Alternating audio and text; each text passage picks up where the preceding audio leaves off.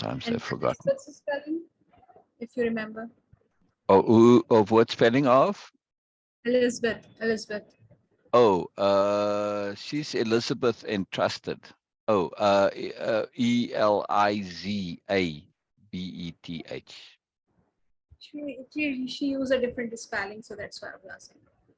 Ah, no, standard, yeah.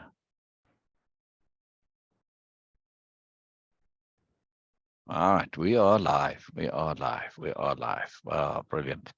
Brilliant. A new chapter today. A new chapter today. This is exciting. I enjoy doing the new chapters. I enjoy going over them, everything. I'm stating sort of the obvious here. I do want to make a point that I am very much enjoying reading this story, this book. It's more than a story, it's more than a book. It's sharing this alternative way of being, way of living, way of thinking, way of doing, just sharing alternative. And it's a big deal for me. It's a very big deal. I find it very very energizing. Very energizing. Again, this isn't about saying this is how you're supposed to live, this is how you must live. No, this is not even for everybody as far as I'm concerned. This is only for those who really like it and want it. Like if you want to do something else, do something else. There's no better or worse in this. It's just a particular path that appeals to some. Right? That's it. End of story. If it appeals to you, cool. If not, that's also cool. Not everybody's like sports. You into your sports? Me, not so much. I don't want to go to the Olympics. It doesn't appeal to me. See, it's same logic. Yeah. So this is important to understand. This is not about saying this is the way to be. This is the way it must be. No, absolutely not. It is simply a particular path. But what is different in this is that the way they go about doing things is different to the typical paradigm in which we operate, right? And that's a very big deal. So it doesn't matter whether you're doing sports or engineering or science or whatever your particular field is that you wish to pursue, yeah, you're still doing it within a paradigm.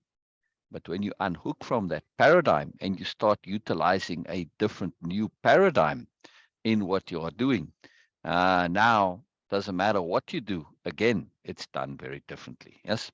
And there's a whole bunch of things which come with that, which is a very profound, very big deal. Massive, huge, big shift that comes from that. Just the comparison, for instance. Yes. In the superiority paradigm, which is our default, we constantly comparing. And why are you comparing? Not to learn or get any sort of value from. No, to say better or worse, better or worse. This is a terrible thing. When you stop comparing and you're interested in actually being good, not better or relatively better, but actually doing something that's of value to you, that's worthwhile to you, now it all changes, right? And that's a massive shift. This is a massive shift. Very big deal. Very big deal. So this is important to be aware of. This is very important to be aware of, that we're shifting from that relativity and also taking the defaults in terms of motivations. When we look at this, now everything changes. Absolutely everything changes. Yeah? Because in the superiority paradigm, the motivation is to be relatively better, not to be worse. Suck up to those above you, bully and push down and suppress those below you. Ugh, really? That's does not appeal to me in the least. Thank you very much. No. Horrible. So when we understand, hey, you know what? There are other ways that we can do things. We now shift, right? And we don't have this. And also look at our motivations. In the superiority paradigm, if somebody says something to you, they're either praising you, right, sucking up, in other words, or they criticizing you, putting you down, suppressing you. Really? Those are your only options? Man. So whenever somebody says something to you from the superiority paradigm, it gets evaluated in those two things. Are they saying something nice or are they saying something horrible? What about if they're just sharing something? If they're just expressing themselves? If they're just kind of sounding things out and using you as a sounding board, right? Which is a big compliment, of course. But why not that? See? So there's all sorts of other options that come in from this better, worse logic, yeah, of the superiority paradigm, that constant positioning in the hierarchy. It's a horrible way of doing stuff. Everybody's either to be feared or to be bullied. What a terrible way to live. It's horrible. It's chicken mindset. Chickens, they're pecking on each other's heads all the time. By the way, not all chickens are necessarily geared to wanting to do this. Some do it, they have to, but you can see that they don't care for it. It's very interesting. So it's not universal in chickens, by the way. It's really interesting, but it is near universal. It's the rare chicken that isn't part of that. And then they struggle, it's just an issue for them. They get bullied, in other words. Yeah. Very interesting. Very, very interesting. I'm just going to wait until people come a bit more. And as people are coming, what I am keen on is, please just say hi. Please just say hi. This is a big deal. It matters a lot to me. Elizabeth is here already. Brilliant. Yes, exactly And, what I and, was and about to inform you that Elizabeth is wonderful. with us. Wonderful. Hello, Bina too. Hello, Elizabeth. And Bina tagging everybody. Tagging everybody. Good. Thank you, Bina. Thank you. That's good. Just as a reminder, it's because it's earlier, so some get used to the time in the week. And then, Elizabeth, I know I've said this many times, but of course you're always welcome to come onto Zoom, yeah, and come hang out and chat with us. You're always welcome. And Sher is here. Brilliant. Hello, Sher. This is too wonderful. All right. Hang on. Let me just send somebody the link. There we go. They like having the link. And just taking care of everybody. Just love you guys, Yeah, I'm really enjoying this. And, like Elizabeth, we're on a journey, Elizabeth. Again, the reason I'm sharing this are many reasons. None of them are the usual typical reasons, right? When people say this, oh, he's trying to teach people stuff. No, I'm not. I'm not giving lectures either. No. Somebody had this. They really thought this. I'm doing a lecture or webinar. No, these aren't lectures or webinars. They're sharings, right? But it's interesting how in the paradigm, they weren't able to perceive that it was simply a sharing, right? It just fell into that default. It's a lecture. I'm looking to get followers, clients, customers, whatever. See, superiority paradigm. Can't imagine that somebody is doing something purely for the joy of sharing. Yes, sharing is a great joy. And what do I get out of the sharing, you might say? Do I have to get something out of it? No, I don't have to. Yes. Except my own joy, you could say. Well, I get lots of joy out of it. So, but it's not. There's sometimes other reasons we do things. Yes, like to continue from our chat yesterday, Elizabeth specifically, right? We were talking about attunement. So I can do something because attunement has brought me to that. Now, does attunement have anything to do with my personal motivations? No. None whatsoever. I might not even be wildly excited to do it, at least beforehand. Well, let's say, for instance, you said to me before I started this, before attunement put me into do the sharing, and you said, "So you want to do live sharing your story?" Oh, no, I've got lots to do. I don't really have the time. I'm not motivated at all. The moment, however, attunement comes along and says, "So you got to do this now." I become very motivated and very excited. Why? Why does that change things? Because it's coming from attunement. And because it's coming via attunement, I know that there is a logic and a good reason for doing so, regardless of whether or not I can see that good reason or that logic. It doesn't matter. Yeah. It becomes a profound activity of sensibility and moreness. Yeah. And now it becomes a moreness activity. How can I not enjoy doing it? How can I not be eager? How can I not be enthusiastic? So this is a major, major, major, major shift. Good morning, sir. Good morning, sir. So I am keen to hear a bit more from you on this, and you also, sir. Yes, the shift, and you also, Bina, because we've been talking about this a lot. So, but I am keen to hear more, because I don't know if in our conversations necessarily, well, Bina specifically, if I emphasize this particular factor. I know we've spoken about it, but I don't know about emphasis of how we might not be motivated, and when attunement comes along, we are.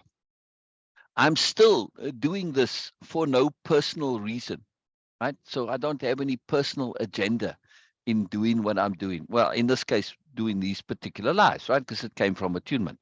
So somebody who's looking at me through the superiority paradigm is like, what's in it for him? What's in it for him? What's in it for him? Well, what's in it for me is living via attunement, as I know this to be a profound thing. And whenever I've always done things in the past from attunement, whether or not I can see the logic right away or the sensibility, in the beginning, this was a huge matter of trust. I mean, I cannot tell you how much trust. Well, I can, but it will have to wait for another time. All right, where I bring this in, because it's a long story, right? Those early stories, and I have many of them. But that profound capital T trust, I went into it as a philosophical point because I didn't think I had any other choice, right? It's that gift of intent story, and then what follows from that. But still, so over time, I got to see later on, oh, it makes sense, at least with some things, not with everything. Some things I still don't know, but hopefully I simply trust that it will be so. I have seen enough times where things worked out really well to know that I'm very comfortable with this, and to know it's exciting and good. And again, I think this ability to act without agenda, I think this is a profound skill. Yes. To act in attunement with attunement, in other words, and to shift the agenda from my personal agendas, which is what it usually means, to universal agenda. So yes, I have an agenda, but it's not mine personally. It's the agenda of moreness, agenda of attunement. Yeah. Yes, sure. So my purpose is impeccability. Right? So living in attunement is the best use of my energy. So my purpose is to live in attunement. Yes, I'm talking about little p purpose here, or little a agenda rather than capital A agenda. So yes, I have purpose, but it's not the purpose of ambition, for instance, or the purpose of whatever goal I might say. I might have a purpose at some other time to say get participants or clients or followers or whatever, right? But in this particular case, it didn't come from that, right? It came from attunement. So my purpose is to be in attunement and to live in attunement, because I know from yes, it's a big distinction. Yes, yes, yes. So and this is a theme throughout our entire doings here, right? And also from with you and me in particular, right? Because you've done Way of Impeccability. We're doing the Moreness project now. So this distinction between little a terms, or little capitalized terms, and uncapitalized terms, lowercase and uppercase, right? Or at least capitalized, non-capitalized. And the distinction is huge so often. Like the one we know and very familiar with is little t trust and capital T trust. Little t trust it's more like hoping and wishing. There's no impeccability involved. Capital T trust, this is built on that foundation of impeccability. Yes, very, very big deal. So huge big deal. Now, when we look at this for purpose, same thing applies. Agenda, same thing applies. I don't have a little a agenda, which is, I don't know, looking to be famous, looking to be popular. I can't even think of those type of typical agendas, right?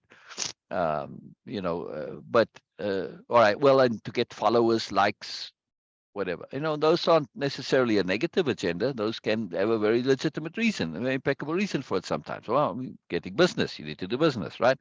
So this is a very big deal. This is a very big deal. This is very cool. Yeah, you come. Yeah, you come. So yeah, good.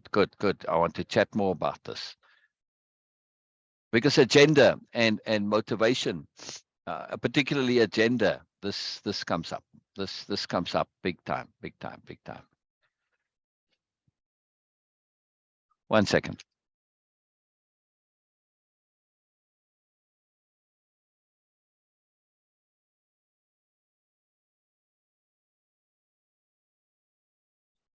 Where'd Bina go? I was just about to ask you for your perspective on this, Bina. I want keen to hear from you. Is Bina come back? It's another ding dong. Let's see. Here comes Bina back. All right. Okay. Yeah. Brilliant. Hello, sure. So, sure.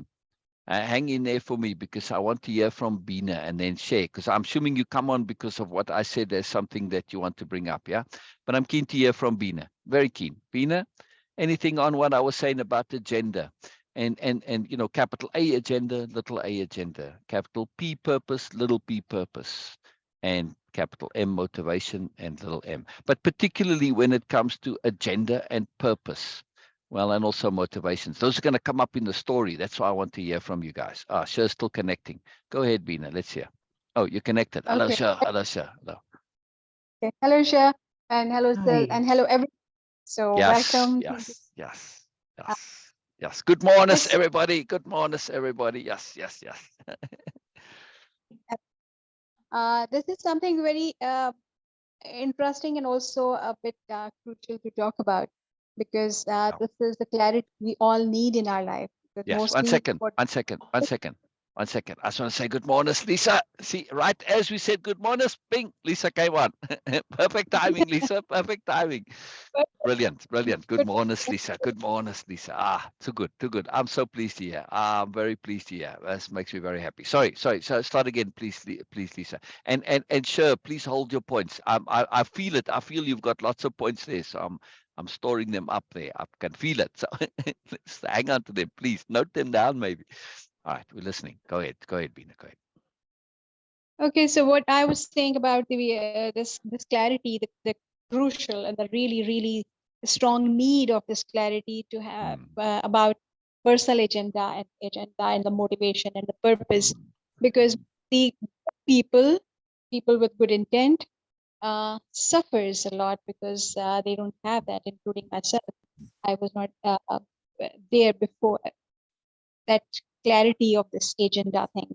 Oh, if I'm doing something and if it involves something which I'm also getting benefit from, then it is my personal thing. Then I cannot say that, okay, I don't have any agenda. Like this, joining this Zoom sessions or doing anything. Of course, there is always some sort of benefits involved in that. Otherwise, there is no purpose to doing that. If I'm not getting any value out of it, why and Exactly. why do this? So no. So there is always something involved into that. For me, the key is that if I am focusing on first the mutual value, okay, of course it is present and I cannot force anyone else, but if I can see the value and I'm doing it and it is open and I am also open, I'm not just, okay, oh, I'm just grabbing it from myself only, then it doesn't matter that I do have a personal agenda or not. My personal agenda is to extract value. So, and then this is something, it should be always there. This is what the purpose is for me. And there is also that when I am, at least I'm trying my best to deliberately being impeccable, then no matter what my agenda is, it is going to connect with the bigger picture.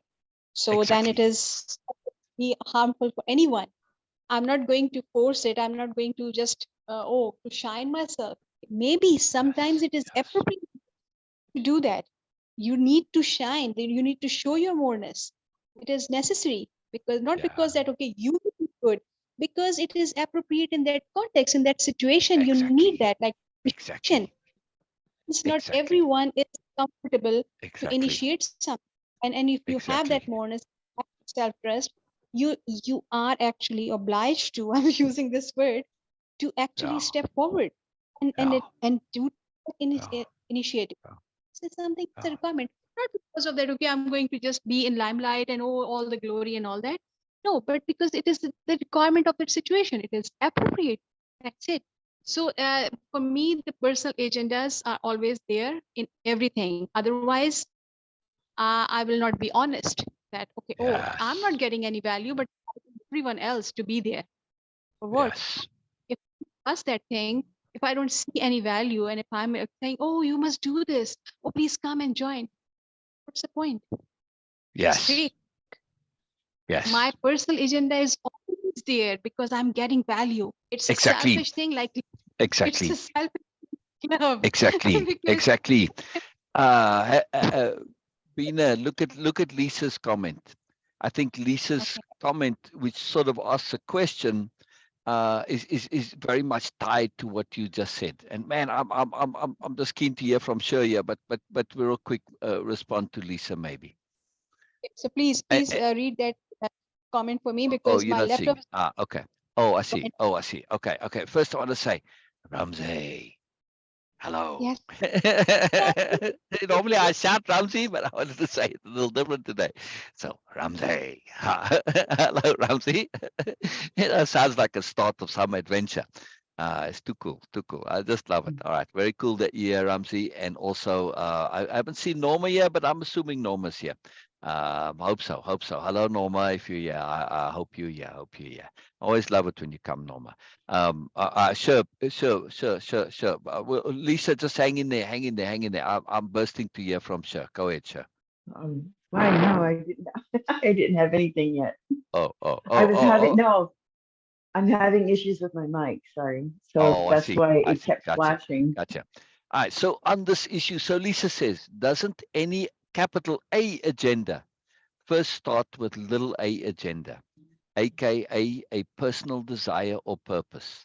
In my humble opinion, until we are fully capital A aware, which may never happen, we vacillate between the two quite consistently. Yes, Hmm. exactly, Lisa. Yes. And Bina was saying Hmm. the way in which if I'm understood Bina correctly, so I don't want to say what Bina's saying, but if I understood what Bina was saying, that Bina was making this point that when we look at those little a agendas and we say, how do I make sure that these are kind of okay and don't get me into trouble? By appropriateness and impeccability, moreness, etc. In other words, if we look at our little a agendas, they are essentially all of the entries into our dictionary of power.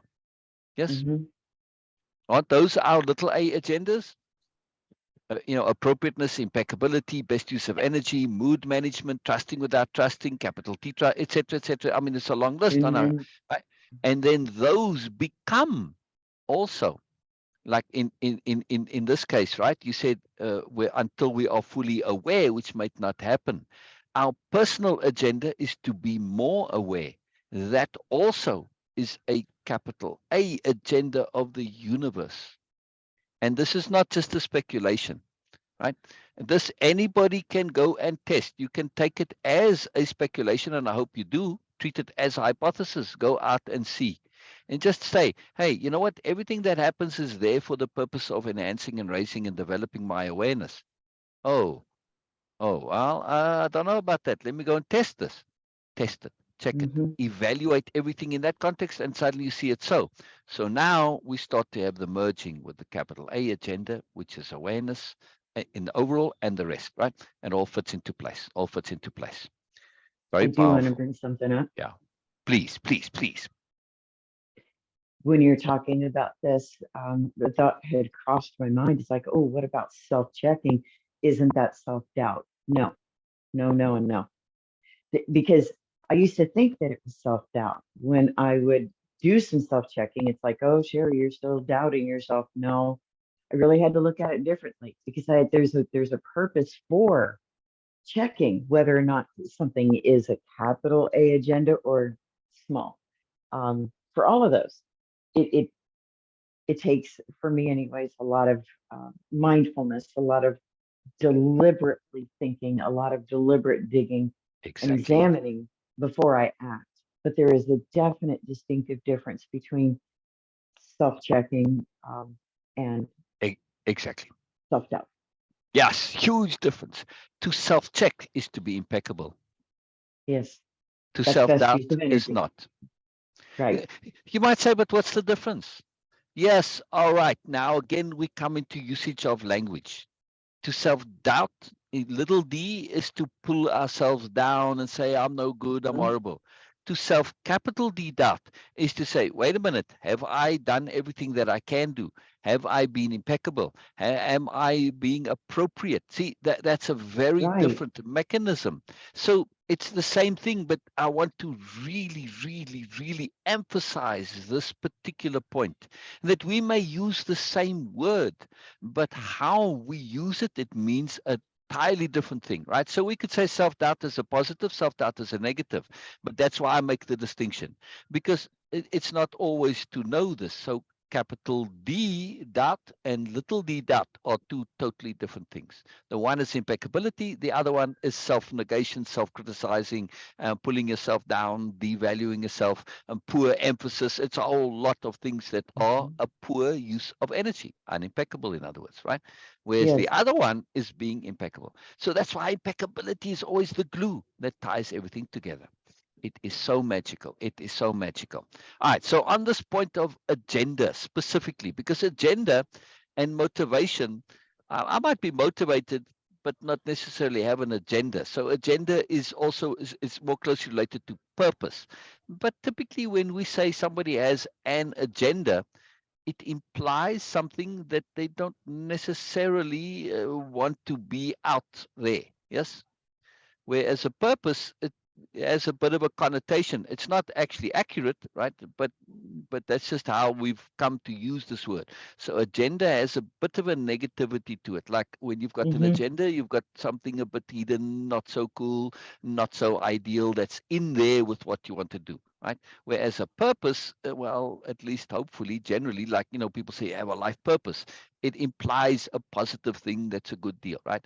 Now, of course, they can both mean the same thing, right? But I want to really focus on this point of agenda and how we mean agenda, and looking at it in the context of purpose, motivation, impeccability, all of what we've discussed in the context of the story to come. Yeah, because the story is going to have a lot of that involved.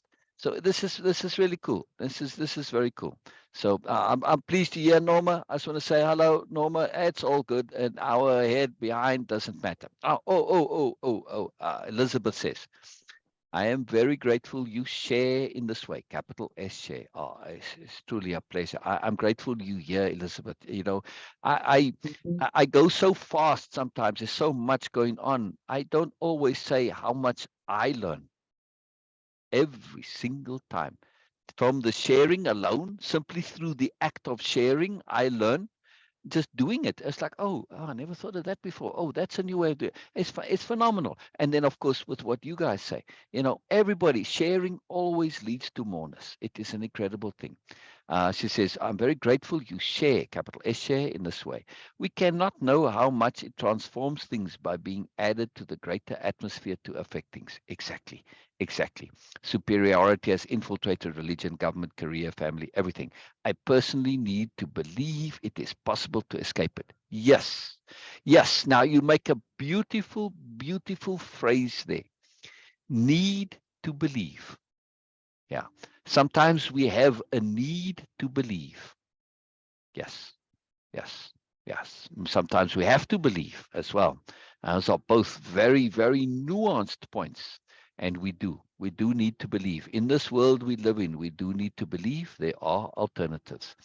And this is why I give attention, yeah, capital A, attention. So love your beautiful hearts. Yes, Elizabeth. And this is the point. Yes, it is one of the additional motivations is to give space for beautiful hearts to be beautiful hearts. Every single one of you that's here, that's been tagged, that comes. I know have beautiful hearts, like you, Elizabeth, Norma, Ramsey, Sher, Bina, everybody who's here. Yes, Lisa. All beautiful, beautiful hearts. Yes. Did I miss somebody? I hope not. I always feel so terrible when I miss somebody. Yeah. So anyway, all of you that I know that come, it's about beautiful hearts finding space, finding appropriate space where those beautiful hearts can share, share, right? And find communion, find collaboration. We don't have that luxury in the superiority paradigm. You share your beautiful heart and it's seen as weakness. It's a negative. It works against you. It's not ideal. Yeah. So it just becomes a liability when it should not be a liability. And that is one of the greatest sadnesses ever, if you ask me. Yeah. The fact that a beautiful heart is a liability. No, no. That's just truly criminal and horrible and terrible. So I want to have this space where we can have this. Yes. Oh, somebody's sharing hearts there. I don't know who it is, but I see them pop up, and this is too wonderful. I love it. I love it. I love it. I love it. This is too magical. This is too magical. I just want to leave on the phone. I don't need to have that here. There we go. All right. Very good. Very good. See, I got no background on the phone. Doesn't look as fun. Well, I use the phone just as a backup. I used to use my audio there, but it's become better, so I can do this.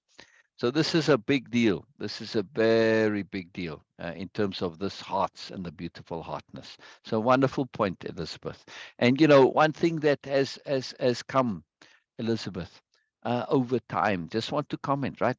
By you expressing yourself, your ability to express yourself has marvelously expanded. Why? Because you're practicing it. It's very simple thing, right? We have abilities that we don't know we have. We just need to practice them, right? So just for an example, right? And anybody paying attention, it's one of the many reasons we're doing this, to provide opportunity to express yourself, right? Now, you don't have to express yourself the way Elizabeth is, right? Doesn't matter if you've never done it before. Come, express yourself. Maybe it's awkward, maybe it's rough, maybe you stumble. Who cares? This environment, we're open to it all. We're open to it all, right? And we will make space for that so that you can practice, right? And this is a beautiful thing, yes, to be able to practice yourself, to share yourself, and just make that effort to come into your moreness, right? Ramsey says, I personally believe that each one of us and all what is around us is a purpose by him, herself, or itself. Wow, wow. All right, right. See, so I love that. So if I were to do a repeat back there on that, right? Ramsey saying that each one of us is a purpose merely by existing. Our individuality is our purpose, is a purpose by itself. This is fantastic, Ramsey. Yes, exactly. This is wonderful. A beautiful way of saying it. How we are, how the universal awareness materializes. Exactly. The universe is looking to be aware of itself, and we are the mechanisms by which it does this. So this mandate that we have to be aware is also the universe's own personal agenda, if you can say the universe has a personal agenda, right? But of course, since the universe is us, it's also our agenda. The magic of this point that we are how the universe materializes awareness. The magic of it is that if we pay attention, we see that everything that happens is the universe assisting, not helping, assisting us to become more aware. It can only assist because you can't make something aware. You can't make someone aware. It has to do it by itself. You can hint, prompt, cue, stimulate, maybe give a little bit of a shove sometimes, right? Prod. You can do all of those things when it comes to awareness. You can give clues, but you can't force it, right? You can't teach it. It has to come from itself, right? You can create an environment which encourages it, yes, and that's what this world, this life, everything it is. Yeah. What is the purpose of a vine tree or a bird or a human other than completing the cycle of life? Precisely, exactly. Thus, we should blossom and show our best qualities. In other words, make that effort to step into moreness, not just into acceptance of isness. Yes, that we push a little further, right? Then we are in attunement with universal agenda. And this makes everything different. Thank you, Norma. Thank you, Norma. Thank you, Norma. Thank you, Norma. This is a topic very dear to my heart. All right, before we start Kind of, reading, please, sure, yes, let's hear. I was going to say it kind of puts a different, when reading what Ramsey wrote and what you were just saying, puts a Yes, different spin on the phrase, it is what it is. exactly. It Right? Because, is capital I, capital S is, all yeah. caps is. It is. That isness is a profound thing. It's not just a simple existence. No, Mm-mm. there's a deeper moreness to it, right? And that's why I love this philosophy of moreness, because it is a philosophy. And don't think philosophy is something boring and dead and dry and dusty. No, philosophy means something that you apply. That's what you live by. To live by this moreness, to live with moreness in mind, to live with moreness as part of not only your little a agenda, but part of your capital A agenda, because moreness is the agenda of the universe to Mhm. enhance and develop awareness. The moment your awareness starts developing and enhancing, you notice, you see, you live, you feel more. Wow. And suddenly everything is enhanced, it's enlivened, right? So this is a massive big deal. Moreness and awareness are truly synonymous, right? As is appropriateness, as impeccability. They all become synonymous, yeah? But moreness wraps it up because moreness makes it exciting. So to say impeccability, it sounds like a lot of work, so yeah, not very encouraging. Appropriateness. Oh God, I got in trouble for being inappropriate as a kid all the time. Why are you so inappropriate? Oh, no, appropriate. That's not very motivating. Moreness. Yeah, I want moreness. Thank you. That's Christmas. Right? So moreness becomes a tool. It's the same thing, really. But because we have associations and we understand associations, habits, and past and all this, we say, moreness, right? Moreness. I'm excited about moreness. Moreness excites me. The rest, well, it does excite me personally, but it might not be that motivating. Yeah. So moreness is the agenda of the universe. Thank you. Thank you for that quote. Yes. Not so much physically as individually in our soul. Yes, exactly, Norma. Exactly. So this motivation is a very big deal. We want to have that motivation to be both physically and inwardly in our soul. And moreness achieves that. Whereas something like appropriateness, well, our soul understands appropriateness, but our body is a bit conditioned, right? It's a little And bit not doubt behind. our agenda. Exactly. Exactly. Without, I mean, doing this without doubt, with assuredness that Exactly. there is always more that's going to come, that we can do this. Exactly. So, Exactly. And go ahead, Tony. no, that was it. And to say there's no doubt that the agenda of the universe is benign. No matter how much it may What? seem otherwise. When you really start to pay attention, you say, "Oh my goodness, universe, really, why did you bring all this rubbish into my life? I mean, come on, like, what did I do?" Which is old thinking, right? Punishment and all this. No, the Oh, okay. universe is saying, "I'm bringing you gifts of awareness. I'm giving you gifts of awareness. I am giving you more. You don't realize how much you are capable of dealing with, handling, accepting, and processing that more."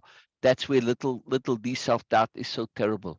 It makes us not see the gifts that are coming our way. We see it as tribulations and trials and stresses and punishments and God knows what all. But when we start to see them as gifts, because the universe is benign, we say, holy moly, the universe really trusts me to step up here. I've got to learn more. I can handle this, whatever. Wow, what's the gift here? What's the gift here? And we shift into moreness. We shift into moreness. It's a profound thing. It's a profound thing. Yeah. Moreness is the agenda of the universe. It's not out to get you. It's out to enhance you. It's out to get you into moreness. It's out to moreness you. Well, we'll have a new way of using this word moreness. The universe is out to moreness you. Bina, would you say that's true, personally? Absolutely. Absolutely. Yes. It's a profound thing. And this is the paradigm we want to shift in. You know, I said to Bina when she came on to Zoom this morning, I said, good magicness to you, Bina, instead of saying good mornings, Bina. I said, good magicness, Bina, because they're synonymous, right? Now, I prefer moreness to magic because magic has a lot of baggage.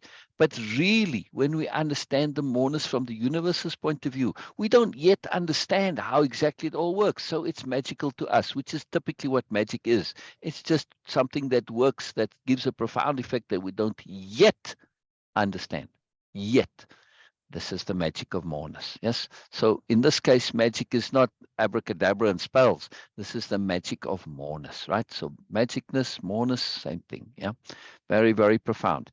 The moreness of isness, is all caps isness, says Elizabeth.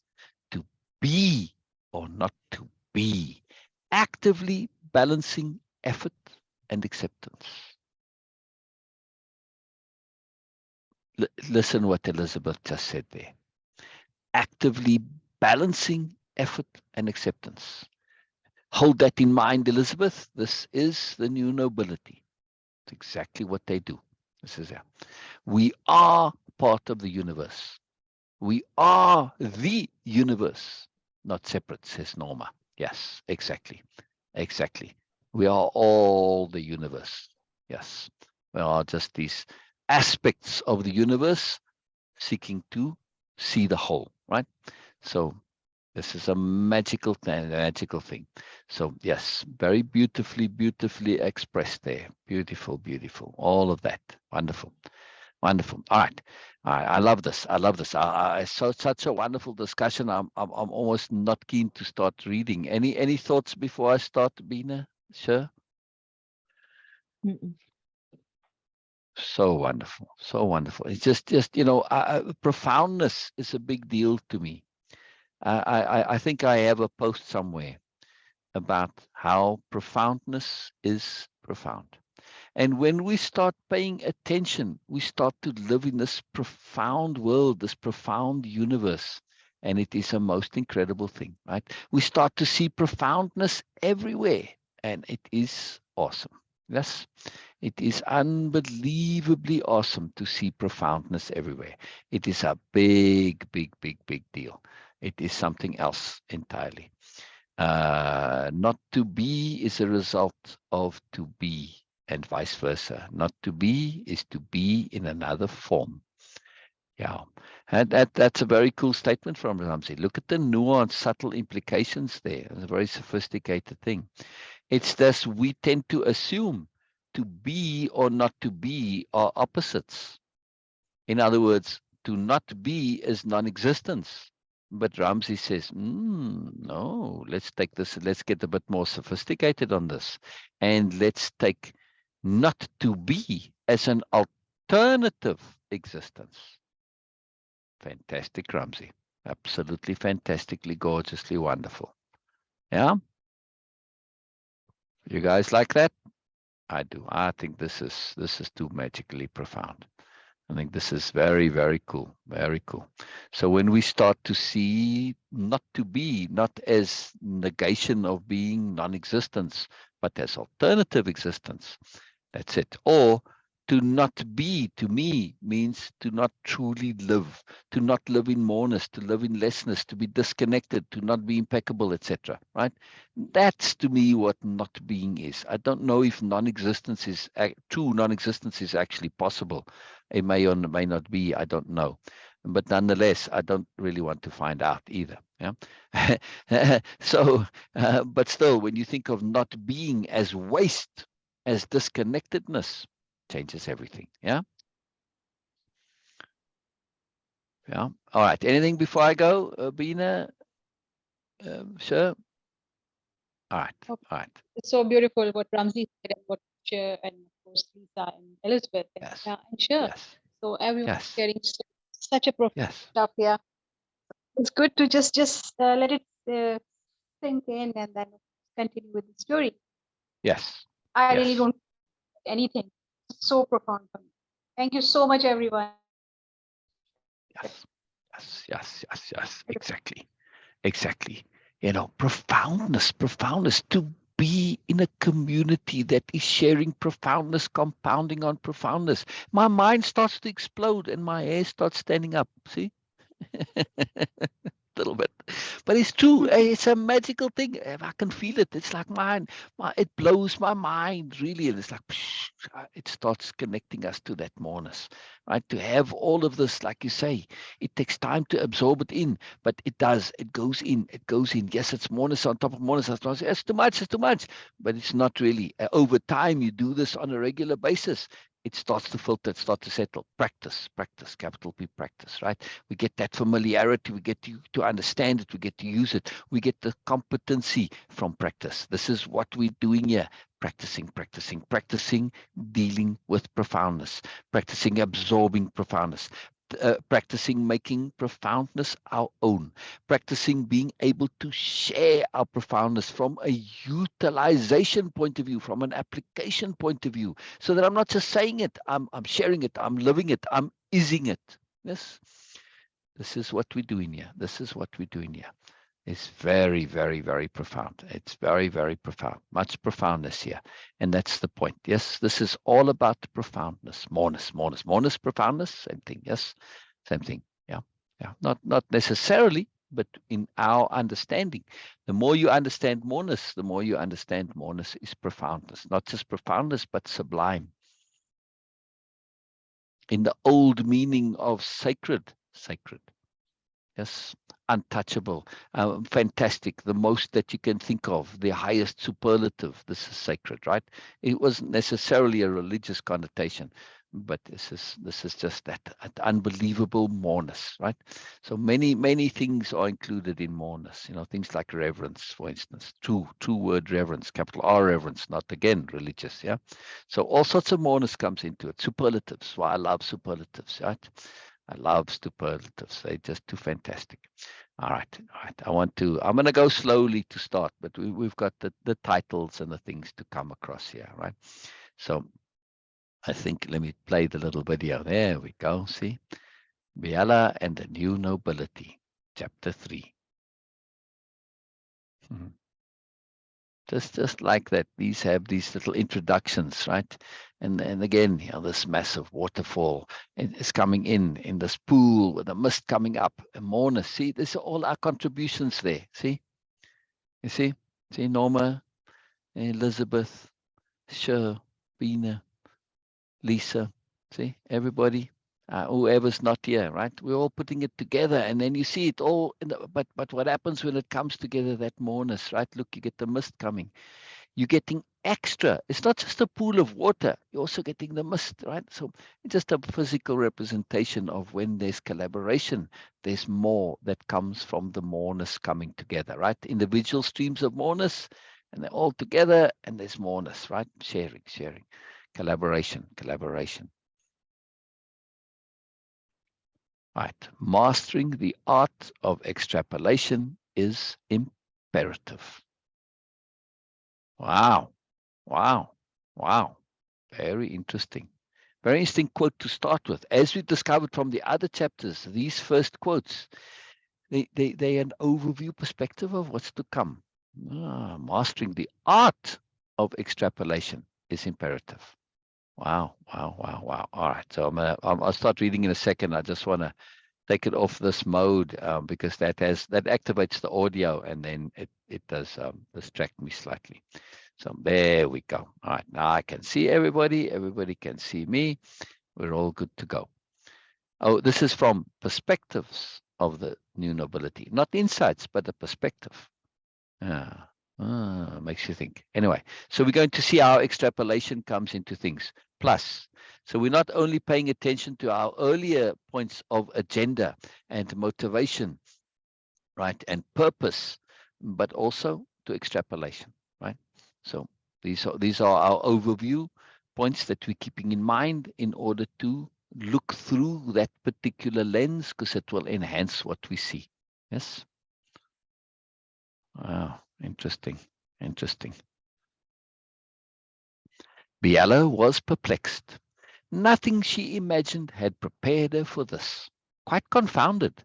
She didn't have a clear perspective on how to proceed. A situation somewhat new for her. Biella had been asked to escort a delegation from new worlds which had joined the agglomeration or were looking to join. The problem was the delegates. They were nothing at all what she had expected.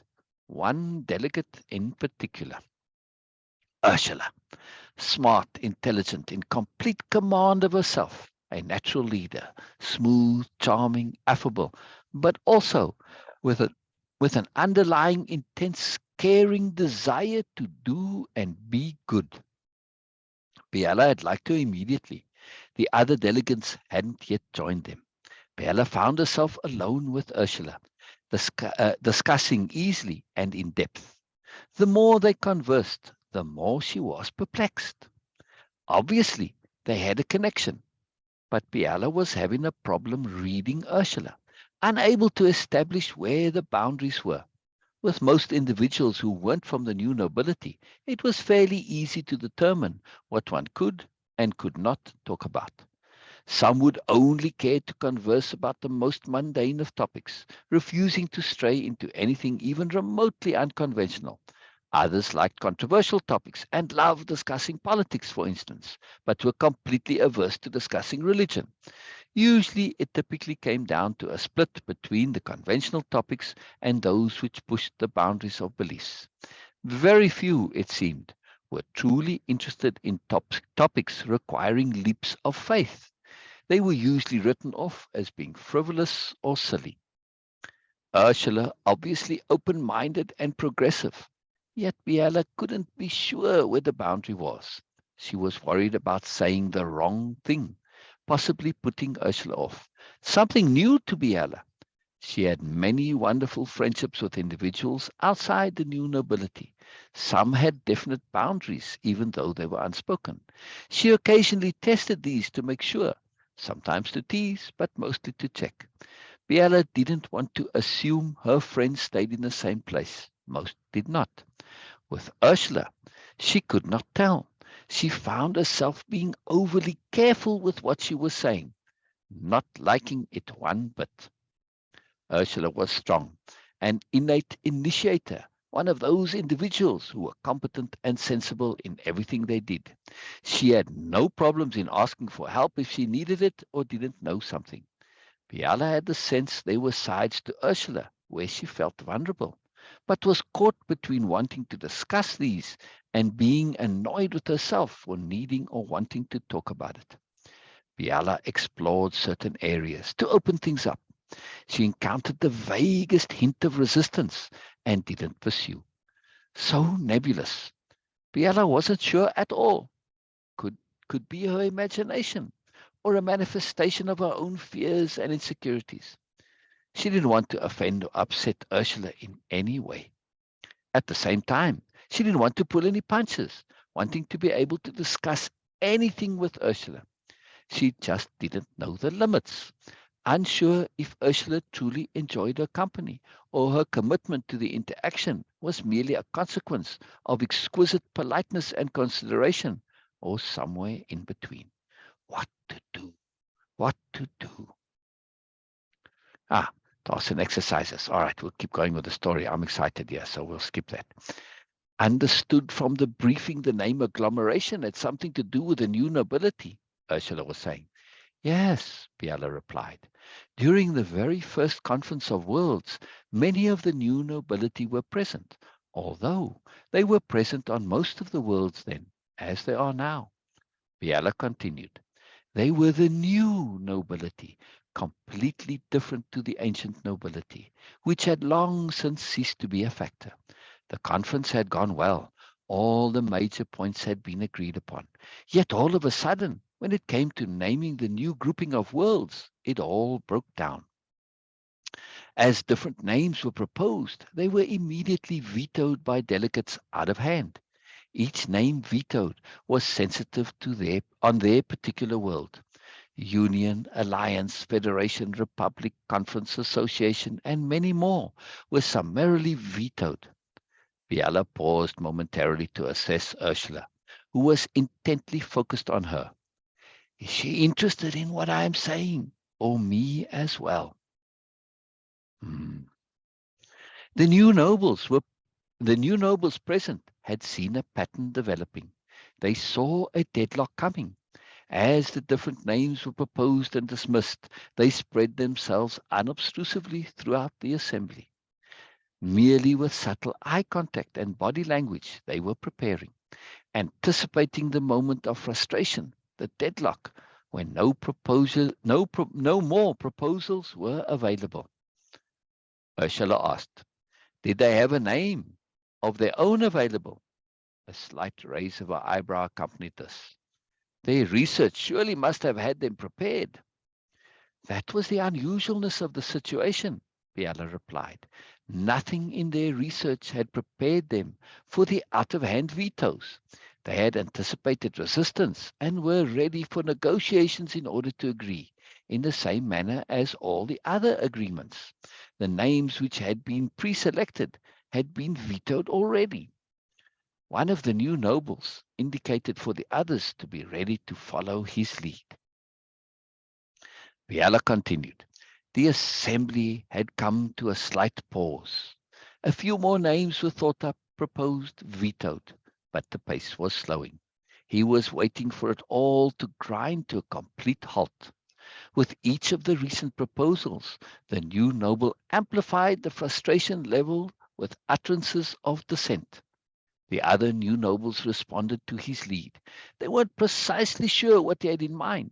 Some suspected, but they took their cues from him nonetheless, trusting the strength of his motivation. As the last few names were proposed and subsequently vetoed, they raised the irritation and frustration level each time. Then it came to a halt. Names had run out. The conference threatened to break down. Well, now what? Someone shouted angrily, creating the opening the new noble had been waiting for. Biella adjusted her breathing and continued. He immediately yelled out, in the most sarcastic tone he possibly could, why don't we just call it the agglomeration? Making sure he caught the eyes of the new nobles nearest him. This was their cue. Yeah, another one agreed in the same sarcastic tone. Why don't we just do that? Another one suggested with a note of disgust. Taking care, all the other new nobles prompted agreements in the same tone and manner. The delegates inadvertently doing the same, utilizing the opportunity the new nobles created to vent their frustrations. The assembly rang with sarcastic and frustrated cries, irritated wisecracks of, that's just a ticket, and similar were heard. Soon all had sarcastically agreed to the new name. At that moment, the new noble signaled the current chairman, making sure he had his attention. Yelled, Mr. Chairman, it's unanimous. The motion is carried. Immediate stunned silence ensued. The new noble urgently gestured for the chairman to pass the motivation. The motivation is carried, the chairman quickly announced. Before anyone could raise any objection, the new noble broke into a huge laugh. The other new nobles, following his lead, joined in. The entire assembly had to join in or look foolish. He knew this. His work wasn't done yet. He nodded to another new noble. Time for someone else to take the lead. It couldn't all be seen to come from one source. It was too easy to resist and object with a single source for the objections. The second new noble spoke out loud, as if she was voicing her thoughts to no one in particular. It's actually not too bad, Takes a little getting used to. But with the right air and pronunciation added to it, I can definitely sell it to my people. Her people were enlightened and would not have cared what the name was. But what she said was true nonetheless. I kind of like it, another new noble echoed the sentiment. Yeah, not bad. For the negative delegates, another said, I don't like it one bit, but I'll take it. It's damn sure better than nothing. The new nobles started towards the exits, engaging nearby delegates in conversation, forcing them to move along. They were making sure there weren't any objections. Issuing congratulations, they locked in the resolution. Anyone who tried objecting now was going to look like the worst possible deal breaker. No one wanted to be that delegate. Ursula displayed an unidentifiable expression. They manipulated the conference, she said neutrally. Guided is perhaps better, she trailed off. She's creating an opening for me to add personal commentary. The ethics of awareness, Biella stated. She said it flatly, without indication anything was to follow. They were precisely aware of what they had done, Biella continued. The ethics of the new nobility don't allow for manipulation. One of the most fundamental concepts is to always think things through to the very end, as I am trying to think you all the way through. The new noble who had proposed the term agglomeration gathered together the other new nobles immediately after the assembly broke up, asking for their help. He didn't need to explain much. It was more a matter of organization. They knew the situation couldn't be left as it was. Each was assigned a group of delegates to whom they explained exactly what had happened. They made sure to point out the necessity of the new nobles' actions. Biella said, presenting the explanation with much good humor, but nonetheless ensuring all the delegates were fully aware of what had taken place. They were made to understand the new nobles' ethics, could not let them leave the matter without clarification. Their deep sense of commitment to the success of the endeavor had prompted them to seize the opportunity and act upon it. Good thing you did, otherwise it would still be there, was a common sentiment expressed by the delegates. They used the intimacy of the confession and explanation to expound the ethics and principles by which the new nobility lived. Fluidity and adaptation are core concepts, Biella said. The opportunity to firmly establish the new nobility was not missed. They made sure the delegates had no misconceptions and no illusions the conference most likely would not have succeeded. The new nobles had saved the day. Unorthodox, perhaps, but certainly necessary. They opened the doors of the new nobility schools to the delegates, ensuring the presence of new nobility on those worlds. She's making me go into all the details. The delegates from the worlds without new nobles, all seasoned diplomats, were somewhat taken aback by the unaccustomed candor of the new nobles. They didn't quite know how to proceed. The sophistication of the maneuver left them cautious and wary, but mightily impressed. They silently doubted the integrity of the new nobles, cautioning themselves to verify with careful study. Biella wondered where the other delegates were, but was happy for their alone time with Ursula. I do like her. She's in command of herself. Yet. Brilliant, brilliant. Hello, Ryan and Janelle. Quick hello there. It didn't take long for them to come to see the integrity of the new nobles was unparalleled. It didn't take long for them to come to see the integrity of the new nobles was unparalleled. In the early days of the agglomeration, the new nobles were both highly sought after and avidly avoided at political conferences. Yes, they would surely have been unpopular with the average politician. Ursula laughed. They wouldn't have been able to bribe them or make deals, she chuckled. If I understand it correctly, the new nobility were already fairly well established at that time, so they were a force to be reckoned with. Sharp. Is she making a statement of how she perceives the new nobility, or does she just not know? We always act independently. There is no group or political stance by the new nobility. Surely she knows this. But if she doesn't, how do I let her know without making her look ignorant? Is that even a concern? Biella's thoughts were interrupted, saved from her dilemma by the arrival of the other delegates. We were discussing the new nobility were influential in the politics of the past. Biella seized the opportunity. It is, however, a common misconception. The new nobility are a cohesive, organized group. We have no leaders or central organization. Admin and bureaucracy are kept to a minimum and rotated through all the new nobility. Everyone takes their turn. No political or social policies of any kind except appropriateness. No political or social policies of any kind except appropriateness. Each new noble is left to their own conscience and beliefs. The fact they usually are in agreement is a consequence of their underlying ethics, their shared sensibilities, the practice we employ, and are thoroughly taught of thinking things through to the very end almost always leads us to the same place. For good measure, Biella added, nothing is set down. Our precepts and ideals are all taught individually, passed on to each successive generation, each new noble imparting their own particular perspectives and sets of values. Each and all are continually striving to improve, to add to themselves.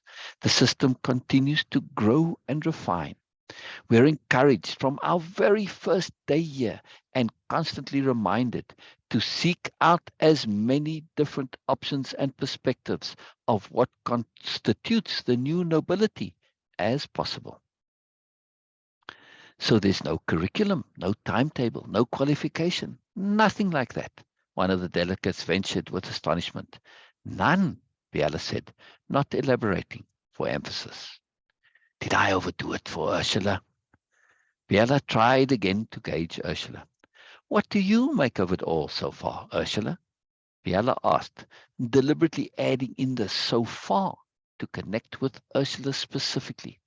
It's fascinating and not what I expected. Admirable, Ursula replied. Perfect response. A neatness, tidiness, and efficiency graced Ursula's interactions, Biella thought. So smooth, so professional, yet not studied or artificial. What was behind it? An extremely polished ability to communicate and interact, or a genuine caring, or both? The goodness was evident. Now Biella thought it through a bit. The question really was, Biella realized, whether Ursula was after more or not. The question really was, Biella realized, whether Ursula was after more or not. Satisfied, she reduced the puzzle to its root. Biella reassessed the situation.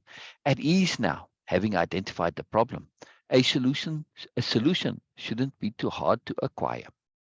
The new nobility continually struggle with contradiction, Biella stated, surprising and startling them. They see too much. They see too much. But first, let me lay out a basic overview of what the new nobility are, what they stand for, how they fit into society, and so on. Biella continued, not giving them time to comment. She wanted their attention. Now they have a puzzle, and I am about to provide the twigs for them to build a solution. But there is so much, so much. And that's, yeah, in chapter 3. We end with Biella about to give a big explanation. But it will have to wait. It will have to wait. Hello, Ryan and Janelle. Hello. I'm very pleased that you guys are here. Wonderful. Sure, Bina, share, comments, feelings, thoughts, perspectives, understandings, morenesses, repeat backs, takeaways. Share, please.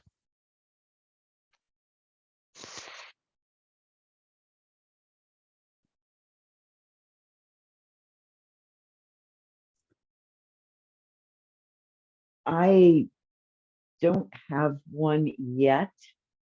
Brilliant. Because I'm still kind of trying to absorb that last part. That not the whole agglomeration naming, but Oh, which last Biella's part? thoughts. Well, Ah, Biella's thoughts about she was trying to figure out Ursula. And whether or Yes, not the question was whether or not Ursula was after more. or not. Now, So let me ask you yeah. this. Let me ask you this. When you meet people, yeah, new people, well, Hmm. in the context, you can I can always say here that very much would apply to in two cases, right? When you Hmm. have new clients, right, in your coaching, Hmm. and also when you meet new people who are potentially friends. And Okay. think back to new meetings with people, right? And I can think Okay. of particular situations, and consider at go back in time when you first meeting those people. Yes, they're coming onto Zoom, or you're meeting them in person, or whatever. Yeah. And Hmm. if you now ask yourself this question in your memory of that time, right, and back in time, are they after more or not? For me, if I ask this question now, right? Well, I have to go quite far back because it's been a while, and I do ask this question. Yes, and when I think back to times when I didn't, I got into interactions and relationships, assuming some were after more, just taking it for granted, and Hmm. that caused me trouble, right? I can say Yes. definitively now, yes. And also and also when I did interact, well, I always was interested in more all my life, but still, to not necessarily give enough scope to when the individual was interested in that more, and thus I missed opportunities because I have to go very far back now, right? I just sort of took for granted a little bit that people weren't as interested in more as I was, right? Or that they might be put off by me sharing moreness, and like, oh, that's too heavy, man. That was the expression back then, right? That's too heavy, Right. man. Right. Right? You remember those days when heaviness Yes. was seen as a negative, right? So I Yes. was super cautious in bringing up those heavy topics, right? Hmm.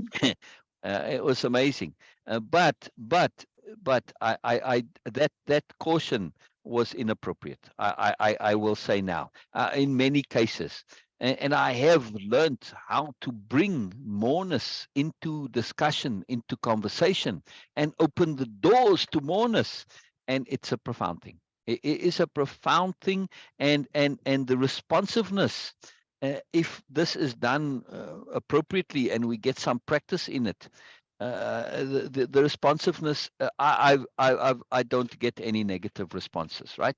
Because it's not directly dumping a pile of moreness, it's opening a door. Yeah.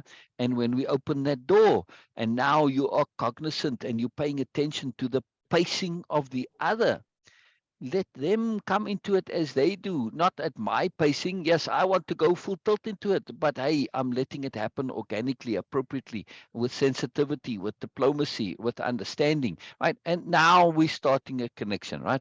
And we're starting that relationship, and it builds. And this is a very, very profound thing. Still, though, when you ask that question, if you think now, right, you have some interactions, or at least potentially, right, where the Uh-huh. where the individual is not really interested in moreness. They just want what they Sure. want, and it's not a negative, right? I want to make this very clear. It's not a negative. They just weren't interested in more. I want what I want, and I want to resolve what I want, and thank you very much. Bing bang boom, in and out, right? Okay, Yes. that's no problem.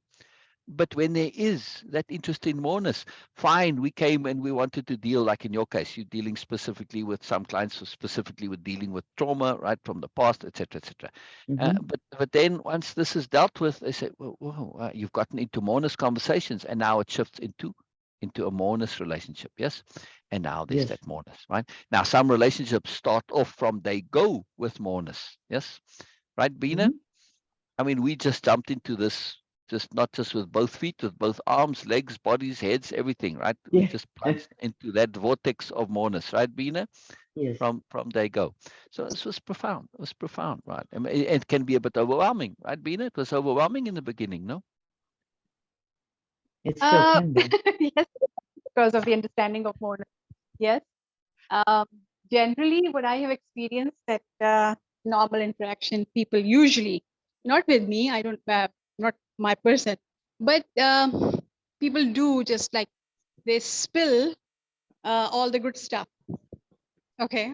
And it was like, okay, yes, they show, but then after some times and things when gets real, then it is not like that. My personal experience is different because I met, they become more and more and more after that. Yes. This is so Yes. profound. I Yes. met Yes. people, well, something is there. It was just a hint.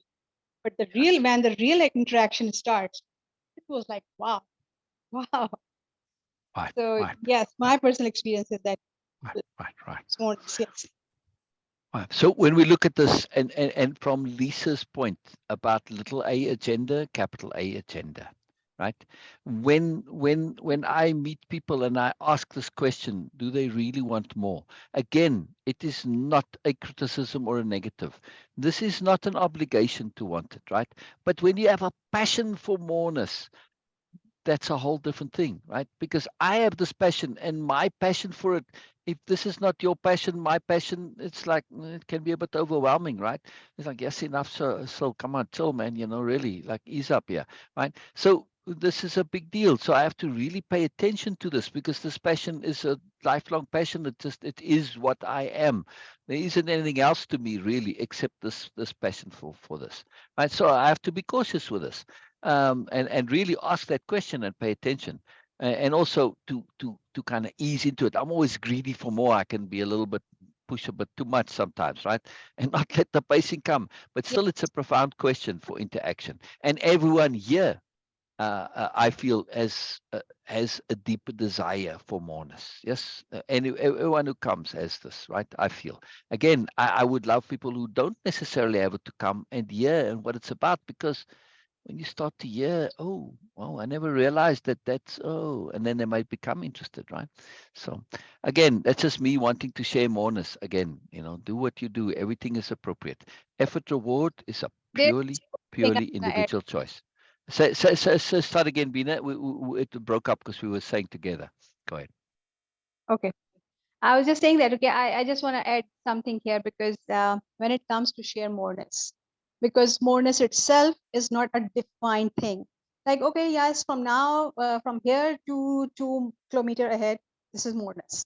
This is not like that. This is not fixed. So, Yes. Yes. course, itself, we don't have any fixed or clear idea that what moreness will come when a person is saying that, okay, you really want moreness and you want to share something. I share moreness. They don't have the idea because it's an infinite thing. It's an infinite idea. It's a limitless thing. Exactly. Everything beyond what Exactly.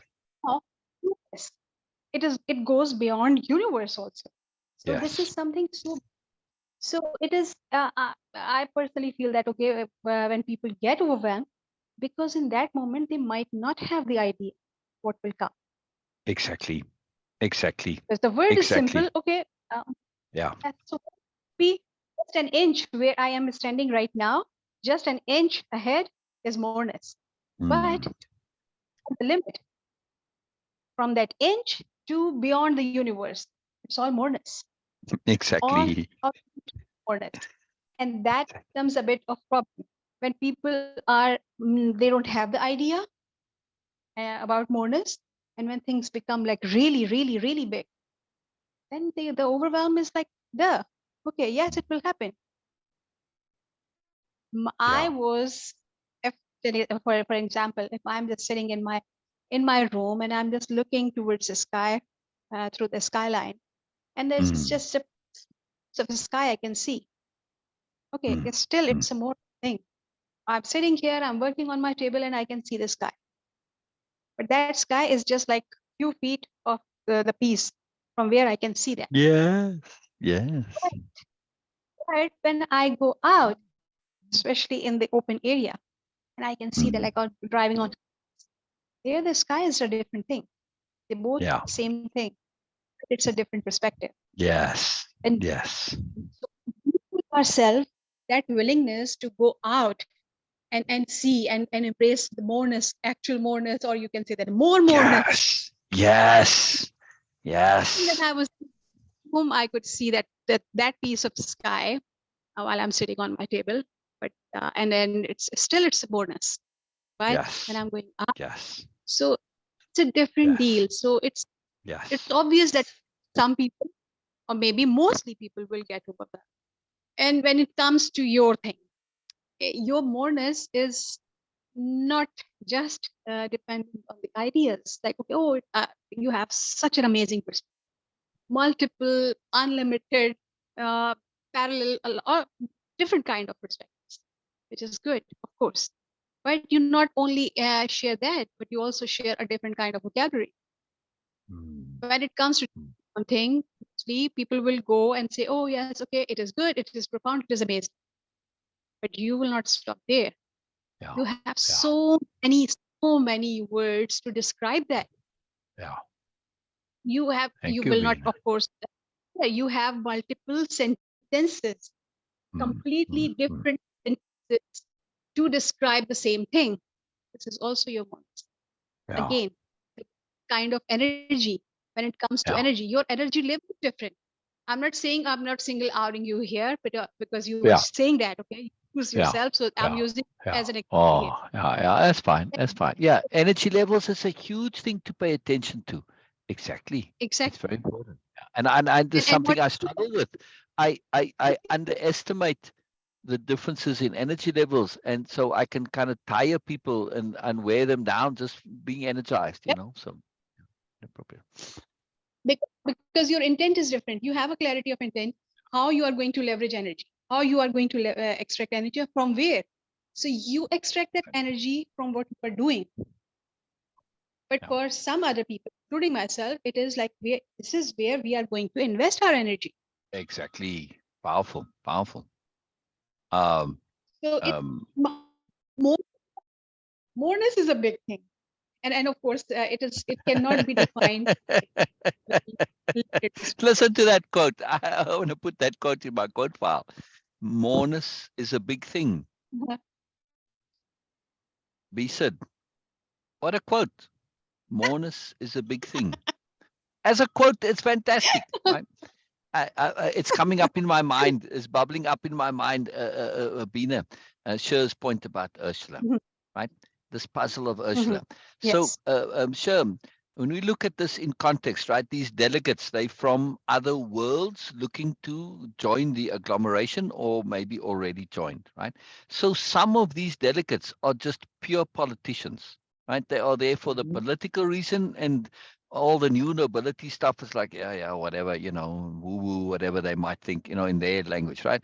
So they to the whole new nobility in the greater agglomeration, the new nobility are synonymous with moreness, yeah, in a sense, right? So, but Ursula is not just a typical politician that some of those delegates are. Not all, but some are just pure politics. They couldn't be bothered. They couldn't care anything. They're just there for the technicalities of it.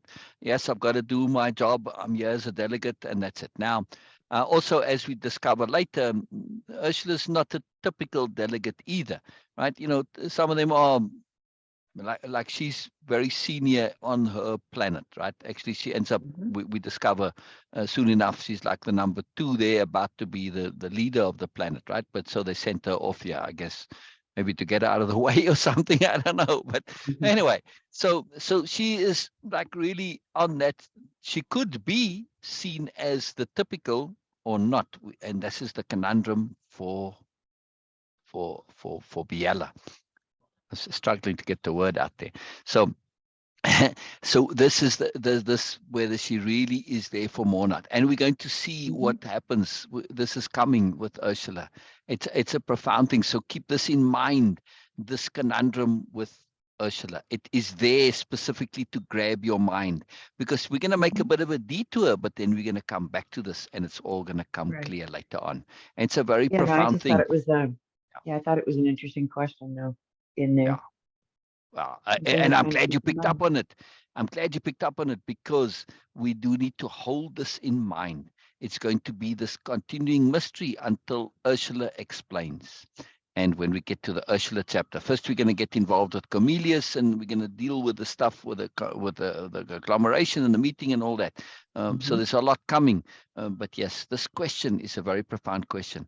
But also to ask it, when we interact, it gives us a lot of understanding. Like we said, some people are there just for the thing that they need, and that's it. They have no time or energy or interest in anything else. And if you do bring it up, they're going to be bothered, annoyed, stressed, and it's inconsiderate, in other words, right? So we have to understand appropriateness. No, not right now, right? So this is the question. But with Ursula, she's usually very clear about this, very obvious to Biella. But with Ursula, she's not, and we'll see later why. It's a very cool.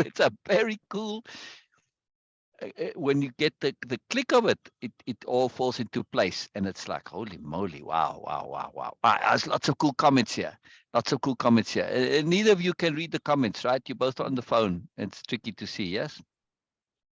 No, I'm on Yeah. my computer, but for some reason it doesn't show me all the comments. I've got so what you've got to Elizabeth, do is you got to click on the video, like to bring the video full screen, and then all the comments show. If you're just looking at the video in the timeline, then you don't see them. Yeah, it's an oddity of Facebook's.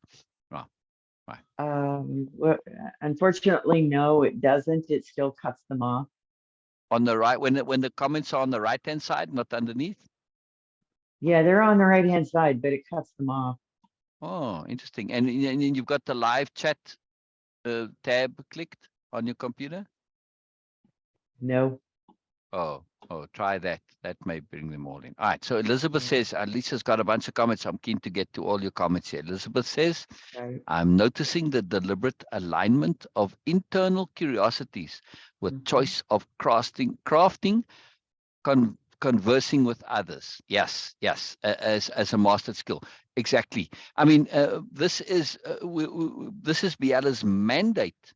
Her mandate from the new nobility, from whoever was admin at the time, said, hey, we're getting all these delegates. They're coming to see what the new nobility is all about, because they want to join or have joined. And this is now we've got to. So Biella has to be, basically, she's operating as a diplomat here, as a representative of the entire new nobility, and by extension, the agglomeration.